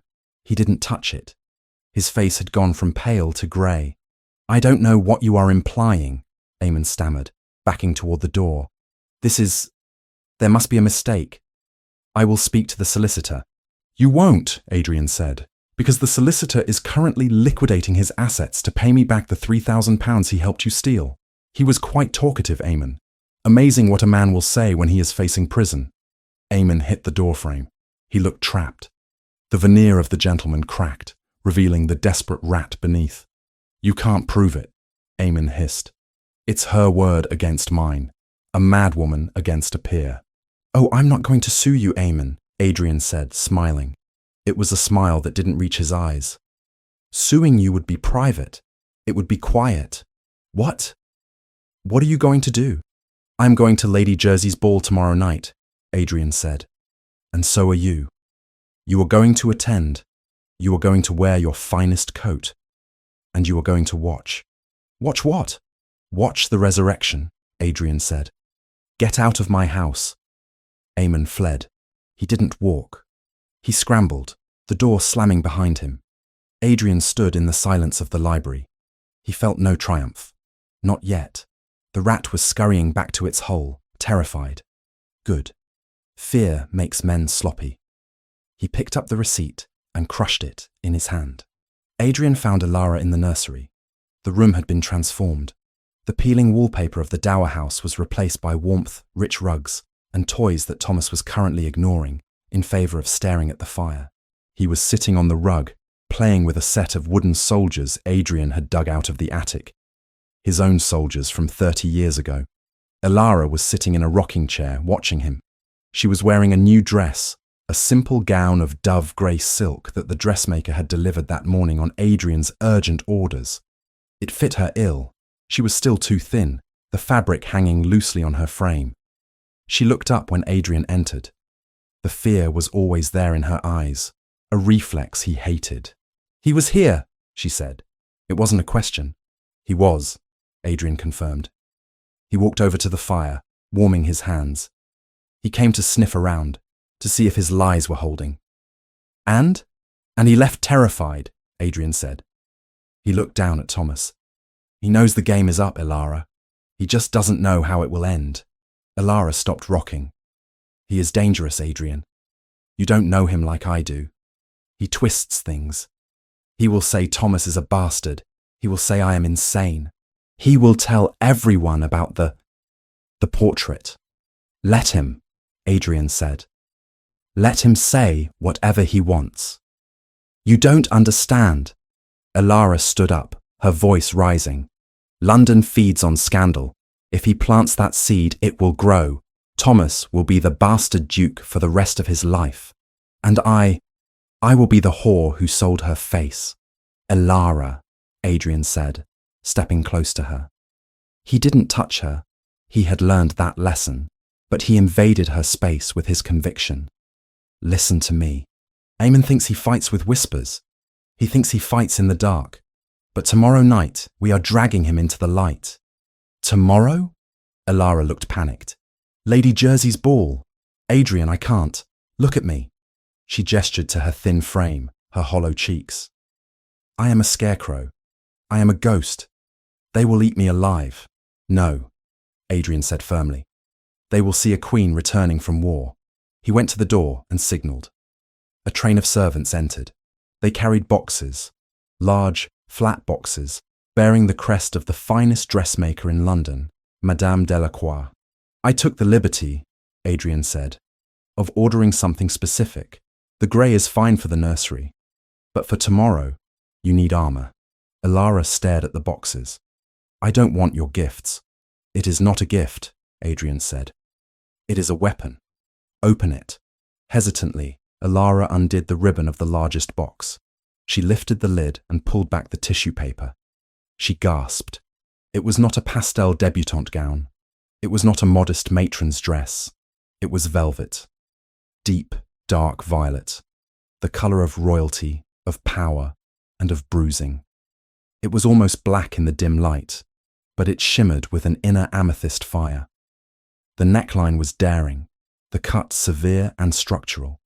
It was a dress meant to command a room, not to blend into it. Violet, Elara whispered, running a rough finger over the soft pile. The colour of mourning, Adrian said. For the years we lost, and the colour of queens. He reached into the box and pulled out a smaller velvet case. He snapped it open. Inside lay the Cliveden diamonds. A heavy, intricate necklace of white diamonds and dark sapphires that had not been worn since his mother died. They were heavy, cold, and undeniably legitimate. Eamon will try to say you are a fraud, Adrian said. He will try to say you are poor, mad, and broken. You will walk into that ballroom wearing the family vault around your neck. You will wear a dress that no madwoman could afford. You will stand beside me, and you will not say a word. You will let the diamonds speak. You will let the boy's face speak. Elara looked from the dress to the jewels, and then to Adrian. She saw the calculation in his eyes, the cold, ruthless strategy. He was not asking her to be his wife in that moment. He was asking her to be his ally in a coup. And Thomas? She asked. Mrs. Gable will bring him, Adrian said. He will not stay for the ball, of course, but he will make an entrance, just for a moment, long enough for the old bats to see his eyes, long enough for them to see the Cliveden jaw. Elara touched the sapphires. They were cold, but they felt solid, real, unlike the empty promises of the last 5 years. I am afraid, she admitted, her voice small. Good, Adrian said. Fear keeps you sharp. I am afraid too. I am afraid that if I do not destroy him tomorrow, I will kill him with my bare hands. And then I will be no use to our son. He closed the jewellery case and placed it in her hand. Wear the armour, Elara. Fight with me, just this once. And after tomorrow, if you want to leave, if you want to go back to the country, a different estate, a warm one, I will not stop you, but finish this first. Elara looked at him. For the first time, she didn't see the tyrant who had banished her. She saw a man who was as desperate for redemption as she was for safety. She gripped the case tight. I will wear it, she said. I will wear the purple. But I do it for Thomas, not for you. That is all I expect, Adrian said. He bowed to her, a formal, courtly bow that acknowledged her status, and turned to leave the nursery. He walked down the hall, his footsteps echoing on the plush carpet. He felt the weight of the coming night pressing on him. Tomorrow, he would gamble everything. He would drag his family scandals into the brightest spotlight in England. If it worked, he would clear Elara's name and secure Thomas's future. If it failed, if Eamon's whispers were louder than the truth, then they would all burn. Adrian went back to the library. He poured another brandy. He sat in the dark, watching the rain streak the window, waiting for the music to begin. Lady Jersey's Ball, London, November 1823. The carriage ride to Almack's assembly rooms was a journey through a tunnel of silence. Outside, the London rain had finally ceased, leaving the streets slick and reflecting the gaslight like polished obsidian. Inside the velvet-lined compartment, the air was thick with the scent of nerves and determination. Elara sat rigid against the squabs. She was no longer the woman in rags scrubbing a stone floor in Yorkshire. She was a vision of dark, regal splendour. The gown Adrian had commissioned was a masterpiece of structural engineering and artistic defiance. It was velvet, a deep, saturated violet that looked black in the shadows and blazed with amethyst fire when the light caught it. It was the colour of bruising, yes, but also the colour of emperors. Around her neck, the Cliveden sapphires felt like a yoke of ice. The heavy stones, set in intricate silver and diamond filigree, rested against her collarbones, a physical weight that reminded her of the burden she was about to shoulder. Adrian sat opposite her. He was dressed in severe black, his evening coat cut to perfection, a stark contrast to the crisp white of his cravat. He looked dangerous. He looked like a weapon sheathed in silk. "You are trembling," he said softly. It wasn't an accusation. It was an observation. "I am about to walk into a room full of people who have spent the last 5 years forgetting I exist," Elara replied, her voice tight. "Or worse, remembering me only as a punchline. Eamon will be there. He will have poisoned them all. Let him poison them," Adrian said, leaning forward to take her gloved hand. His grip was warm, steadying. Poison takes time to work. The truth is an antidote that works instantly. Remember what I told you. You do not speak. You do not defend yourself. You stand. You let the diamonds and the dress do the talking. I will handle the rest. "And Thomas?" Elara asked, glancing toward the second carriage following them, where Mrs. Gable and the boy were riding. "He will be in the private anteroom with the footman. He will be safe. He is the ace up my sleeve, Elara, not a prop. I will only play him if Eamon forces my hand." The carriage slowed, joining the queue of vehicles outside the assembly rooms.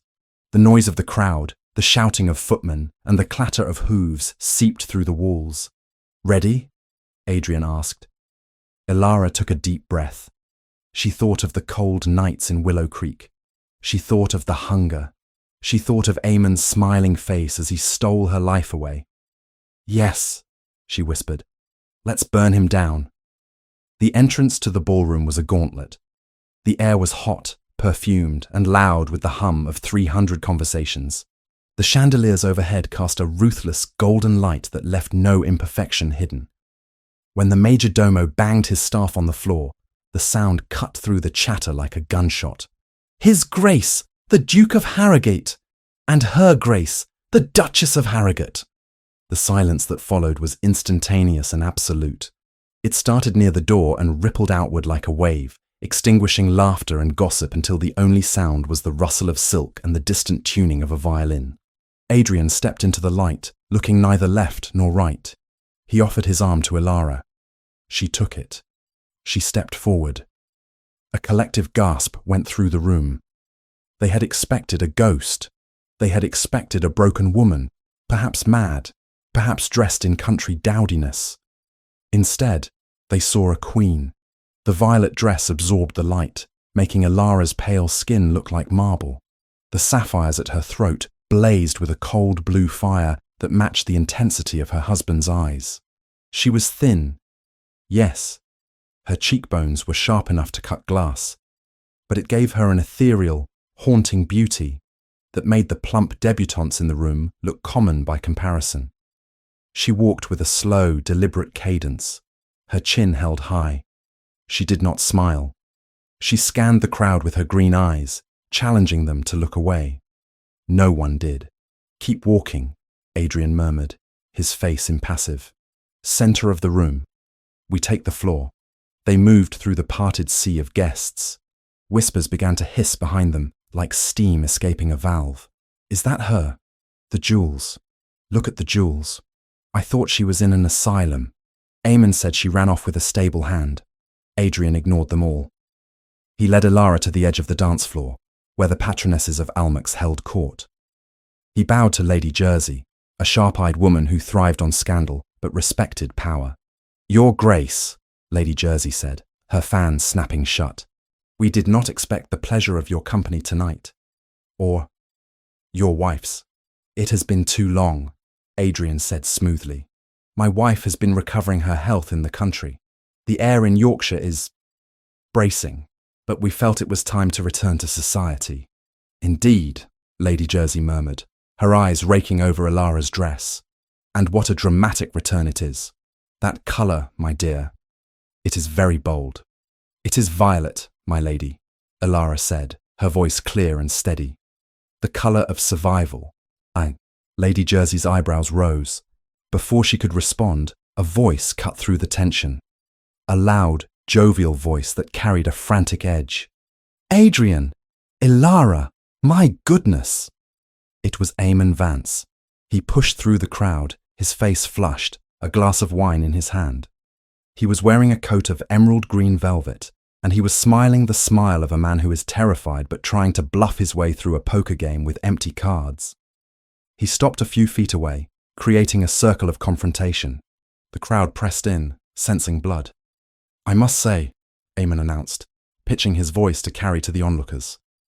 I am surprised to see you here, Ilara. After our last correspondence, I thought you preferred the quiet of the sanitarium. Is it wise to be out in such a stimulating environment? The trap was laid. He was publicly labelling her as mad. Adrian stepped slightly in front of Ilara. Eamon, you seem flushed. Perhaps you have had too much wine. Or is it the heat of your conscience? Eamon laughed, a brittle sound. Conscience? I have nothing to hide, dear brother. I am only concerned for my sister. Everyone knows of her delicate condition and her history. Eamon turned to the crowd, his eyes glittering with malice. He had to destroy her now, or be destroyed. He decided to burn the bridge while standing on it. It is a brave man who parades a wife with such a colourful past. Eamon sneered, his voice dropping to a theatrical whisper that everyone could hear. Tell me, Adrian, did you find her where I heard she was? In Covent Garden? I heard rumours of a certain portrait hanging in a house of ill repute, a portrait of the Duchess herself. The gasp this time was audible. Fans fluttered wildly. The accusation of prostitution, even implied, was a social death sentence. Ilara went rigid. This was the nightmare. He was using her sacrifice as a weapon. Eamon wasn't finished. He saw the shock in the crowd and pressed his advantage. And the child she brought with her, the boy, is he here too? I assume he is waiting in the stables with his true father. It is noble of you to take in a bastard, Adrian, but to present him as... Silence. Adrian didn't shout. He didn't have to. The command cracked like a whip. He let go of Ilara's arm and took 2 steps toward Eamon.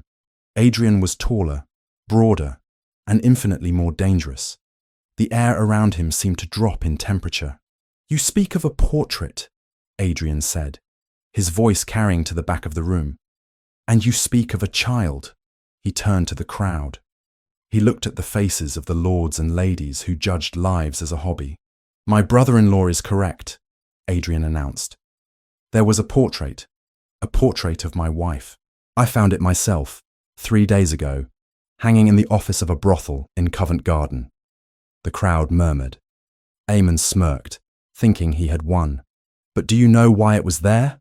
Adrian asked, his voice rising, imbued with a cold, righteous fury. It was not sold for vice. It was not sold for gambling debts, unlike the debts Lord Vance incurs nightly. He pointed a finger at Eamon, who flinched. It was sold because for 5 years this man, Adrian gestured to Eamon, intercepted the allowance I sent to my wife. He stole £500 a month. He left the Duchess of Harrogate to starve in a ruin with no roof. He left her to scrub floors, to freeze. Lies, Eamon shouted, though his voice wavered. She is mad. She invents things. And when our son fell ill with pneumonia, Adrian continued, overriding him. When he was dying for lack of medicine and coal, my wife did not come to me, because this man told her I would reject her. She did not turn to a lover because she has none. She took the only thing of value she had left, a painting of her own face, and she sold it to a pawnbroker to save the life of my heir. Adrian turned back to Ilara, extending his hand to her. She stepped forward, tears shining in her eyes, but her head still high. You look at this woman and you see diamonds, Adrian said to the room. I look at her and I see a mother, who walked through hell to protect her child. I see a woman of honor. The portrait in the brothel was not a mark of shame. It was a monument to her sacrifice, and an indictment of my own blindness. The room was silent. Shame, hot and prickly, began to replace the scandal in the air. As for the child, Adrian said, turning his lethal gaze back to Eamon. You call him a bastard. You call him a stable boy's get. Eamon was sweating profusely now. It is common knowledge, the timeline, the separation. Mr. Henderson, Adrian shouted toward the double doors. Bring him in. The doors opened. Mrs. Gable walked in. She was dressed in her best black bombazine, looking severe and proud. Holding her hand was Thomas. The boy was dressed in a miniature version of Adrian's evening suit, black velvet coat, white breeches. He was pale, wide-eyed, terrified by the sea of faces. Adrian walked over and picked the boy up.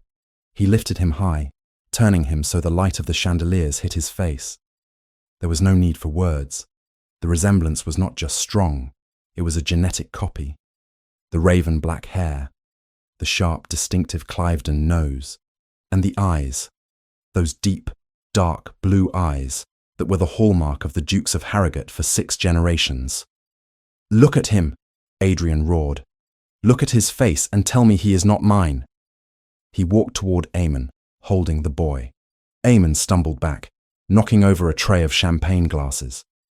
The crash was deafening in the silence. Well, Eamon, Adrian challenged, is this the stable boy's son, or is he the living proof of your treachery? Eamon opened his mouth, but no sound came out. He looked at the crowd. He saw no support. He saw only disgust. The Ton could forgive adultery. They could forgive debt. They could not forgive the starvation of a peer's child and the theft of a duke's gold. Sir William, Adrian called out. A grey-haired man stepped out from behind a pillar near the entrance. It was the Chief Magistrate of London, whom Adrian had visited that afternoon. Lord Vance, Sir William said, his voice grave. I have reviewed the documents provided by His Grace, the forged receipts, the testimony of Mr. Pendergast from Yorkshire, and the bank records. 2 constables appeared at the magistrate's side. You are under arrest for fraud, embezzlement, and forgery, Sir William stated. You can't do this here, Eamon shrieked, his dignity finally shattering completely. I am a peer. I demand… Adrian, tell them. We are family. Adrian looked at him over the head of his son. He stroked Thomas's hair, calming the boy. Family? Adrian said softly. You left my family to die in the cold, Eamon. You are no kin of mine. He turned his back. The constables moved in. Eamon struggled, shouting obscenities, accusing Ilara of witchcraft, accusing Adrian of tyranny. He was dragged out of the ballroom, his emerald coat bunched up, his heels dragging on the floor. The doors slammed shut behind him. The silence in the room stretched out, heavy and awkward.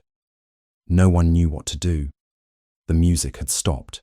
The scandal of the decade had just played out in front of them. Adrian handed Thomas back to Mrs. Gable, kissing the boy on the forehead. Take him home. He has done his duty perfectly. Mrs. Gable nodded, tears in her eyes, and led the boy away. Adrian turned to Ilara. She was standing alone in the centre of the floor, the violet dress shimmering. She looked exhausted, but she was standing. He walked to her. He took her hand. He bowed low, pressing his lips to her gloved knuckles. My Duchess, he said, loud enough for those nearby to hear. May I have this dance? Ilara looked down at him. She saw the apology in his eyes. She saw the promise. There is no music, Adrian, she whispered. Adrian stood up and looked at the conductor of the orchestra, who was staring open-mouthed from the balcony. Play, Adrian commanded. A waltz. The conductor scrambled. The violins began, a little shaky at first, then finding their rhythm. The melody of a Strauss waltz filled the room. Adrian placed his hand on Ilara's waist. It was a possessive, protective touch. He swept her into the turn. For the first few bars, they were the only ones moving. The rest of the court stood frozen, watching the violet dress swirl against the black coat. They are staring, Ilara murmured against his chest. Let them stare, Adrian said, his eyes locked on hers. Let them see that the winter is over. Let them see that the House of Cliveden does not break. Slowly, tentatively, other couples began to join the floor. Lady Jersey was the first, dragging a reluctant Lord Jersey with her, signalling to the room that the Duke and Duchess were to be accepted. Then others followed. The scandal was over. The legend had begun. Ilara rested her head for a fleeting second against Adrian's shoulder. The diamonds were heavy, the corset was tight, and the eyes of London were upon her. But for the first time in 5 years, she was warm. And as they spun under the golden lights, she knew that Eamon was in a cold cell, and her son was sleeping in a warm bed. The portrait in the brothel was just paint and canvas. The reality was here, in the arms of the man who had finally come home. Cliveden House, London, December 1823. The scandal that had erupted at Lady Jersey's ball had burned through London like a fever, hot and violent. But like all fevers, it had eventually broken. In its wake, it left a clarity that the Ton was not accustomed to. The whispers about the bastard Duke had been strangled in their cribs, silenced by the undeniable genetic testimony of Thomas's face and the crushing weight of Adrian's legal fury. Eamon Vance was no longer a fixture of the card rooms and salons. He was currently a guest of His Majesty at Newgate Prison, awaiting transportation to Van Diemen's Land. The forensic audit Adrian had unleashed had uncovered not just the theft of Ilara's allowance, but a spiderweb of fraud involving 3 other estates and a charity fund for war widows. Eamon had not just been ruined, he had been erased, his name becoming a cautionary tale whispered by solicitors to their wayward clients. But inside the limestone walls of Cliveden House, the silence was of a different quality. It was not the silence of secrets, but the tentative, fragile quiet of a garden after a storm, where the survivors cautiously poke their heads out to see if the sun is truly shining. Adrian Cliveden stood outside the double doors of the North Wing's solarium. He adjusted his cuffs, a nervous habit he had developed only recently. He was the Duke of Harrogate, a man who commanded vast tracts of land and hundreds of souls, yet he found himself hesitating before knocking on a door in his own house. He had given this wing to Ilara. It was her sanctuary. He had decreed that no servant, and certainly no husband, was to enter without invitation. It was the only way he knew to give her back the autonomy he had stolen 5 years ago. He knocked. 3 sharp, distinct raps. "Enter!" came the voice from within. It was stronger now, lacking the raspy edge of the Yorkshire cough. Adrian opened the door and stepped into the light. The solarium was the brightest room in the house, a glass-walled testament to Georgian architecture that caught every scrap of winter sun. It smelled of turpentine, linseed oil, and hyacinths, the flowers Adrian had ordered the gardener to force bloom because he remembered from a life ago that she loved them. Ilara was standing at her easel. She wore a simple smock over a day dress of pale green muslin. Her hair, now washed and brushed into a gleaming cascade of gold, was tied back loosely with a ribbon. She looked healthier. The hollows in her cheeks had filled out, the shadows under her eyes replaced by the natural colour of a woman who slept in a warm bed and ate proper meals. She didn't turn immediately. She was applying a stroke of umber to the canvas, her concentration absolute. "I hope I am not disturbing the artist," Adrian said, closing the door softly. Ilara lowered her brush. She turned, wiping her hands on a rag. The artist was merely struggling with a shadow. Distraction is welcome. She looked at him. There was still a wariness in her green eyes, a residual flinch that broke his heart every time he saw it. But it was fading, slowly, day by day. "I brought you something," Adrian said. He reached into his coat and pulled out a small leather-bound book. "It is a catalogue from the auction at Sotheby's. They are selling a collection of Italian pigments next week. I thought you might find something of use." Ilara took the book. Her fingers brushed his, a fleeting contact that sent a jolt through him. "Thank you, Adrian," she said softly. "This is thoughtful." "I am trying," he said, the admission raw. "I am trying to learn the difference between providing and caring. It seems I mastered the former and failed spectacularly at the latter. Ilara offered him a small, sad smile. You provided coal when we were freezing. That was caring in its own way. That was duty, Adrian corrected. This is me wanting to see you paint again. He walked past her, moving deeper into the room. The solarium was filled with her sketches. Studies of Thomas playing, charcoal drawings of Mrs. Gable, landscapes of the view from the window. And then he stopped. In the far corner, resting on a velvet-draped stand, was a painting he knew intimately, the portrait from the brothel. The woman in the blue dress sat in her eternal sorrow, her painted eyes looking down at hands that held nothing. The frame, heavy and gilded, looked out of place in this room of light and fresh beginnings. It was a dark hole in the fabric of the studio. Adrian felt a physical wave of nausea. He hated that painting. He hated it with a violence that frightened him. "Why is this here?" he asked, his voice dropping to a growl. Ilara followed his gaze. She didn't rush to cover it. She stood her ground. "I asked the footman to bring it up from the storage," she said calmly. "Storage?" Adrian turned to her, his blue eyes blazing. "I ordered it to be burned. I told Henderson to take it to the furnace, and I countermanded that order," Ilara said. She walked over to the painting, standing beside her tragic likeness. "It is my property, Adrian. I paid for it with 5 years of my life. You bought it with gold. I bought it with blood." "It hung in a whorehouse, Ilara," Adrian shouted, the control slipping. "Men looked at it while they... It is a desecration. It is a monument to my failure. Every time I look at it, I see you starving. I see you walking into a pawn shop in the rain. I want it gone. I want to destroy it, so that version of you never has to exist again." "But she did exist," Ilara said. She reached out and touched the painted cheek of the woman on the canvas. "She existed. She survived. She took the only thing she had, her vanity, her face, her image, and she traded it for her son's life." She turned to Adrian, her expression fierce. "You look at this, and you see your guilt. You see the Duke who failed. But I look at this, and I see the woman who won. I see the woman who didn't break. If you burn this, Adrian, you are burning the proof of my strength. You are trying to sanitize history because it hurts you to look at it." Adrian stared at her.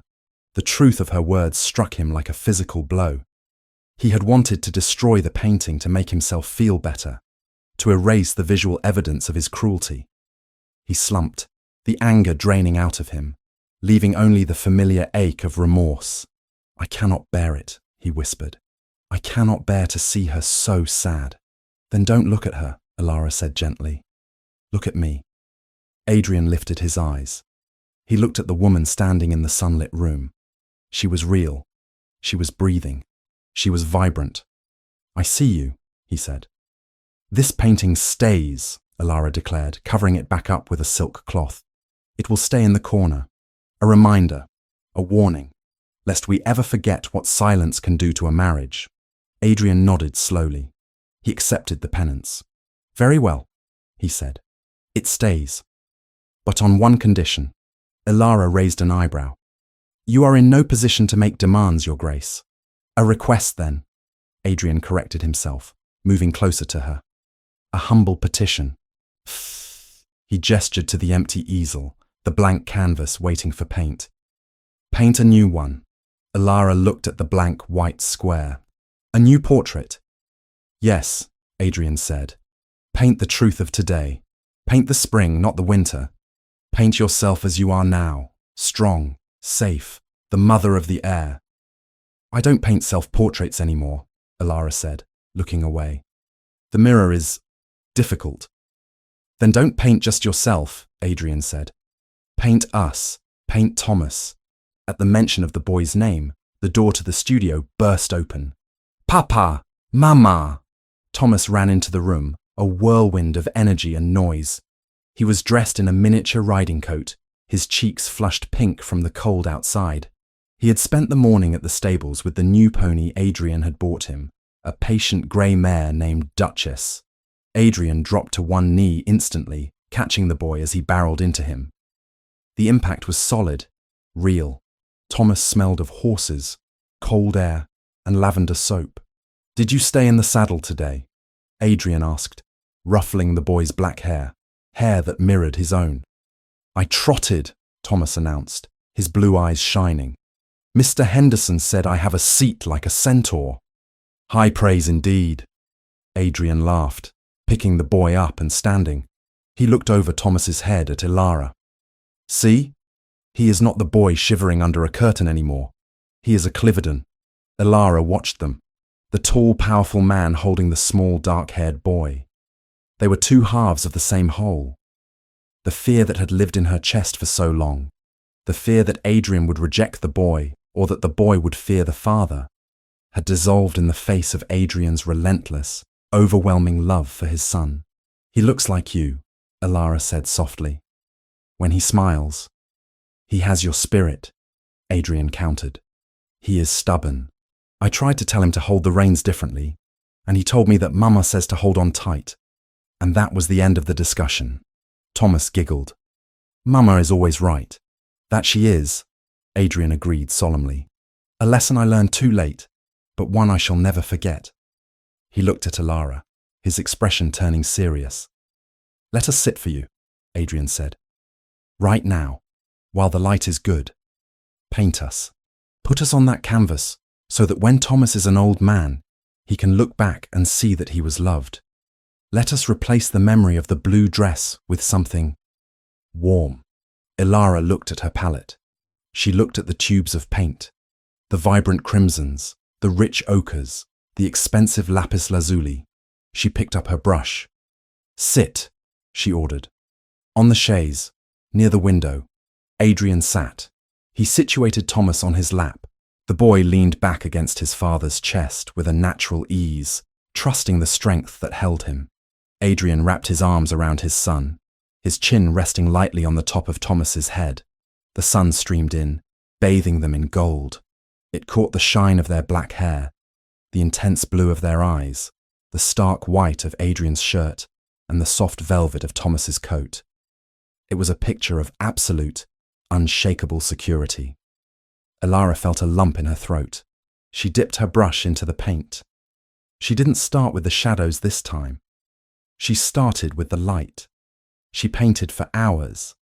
The silence in the room was companionable, broken only by Thomas's occasional whispers and Adrian's low, murmuring replies. She painted the curve of Adrian's protective hand.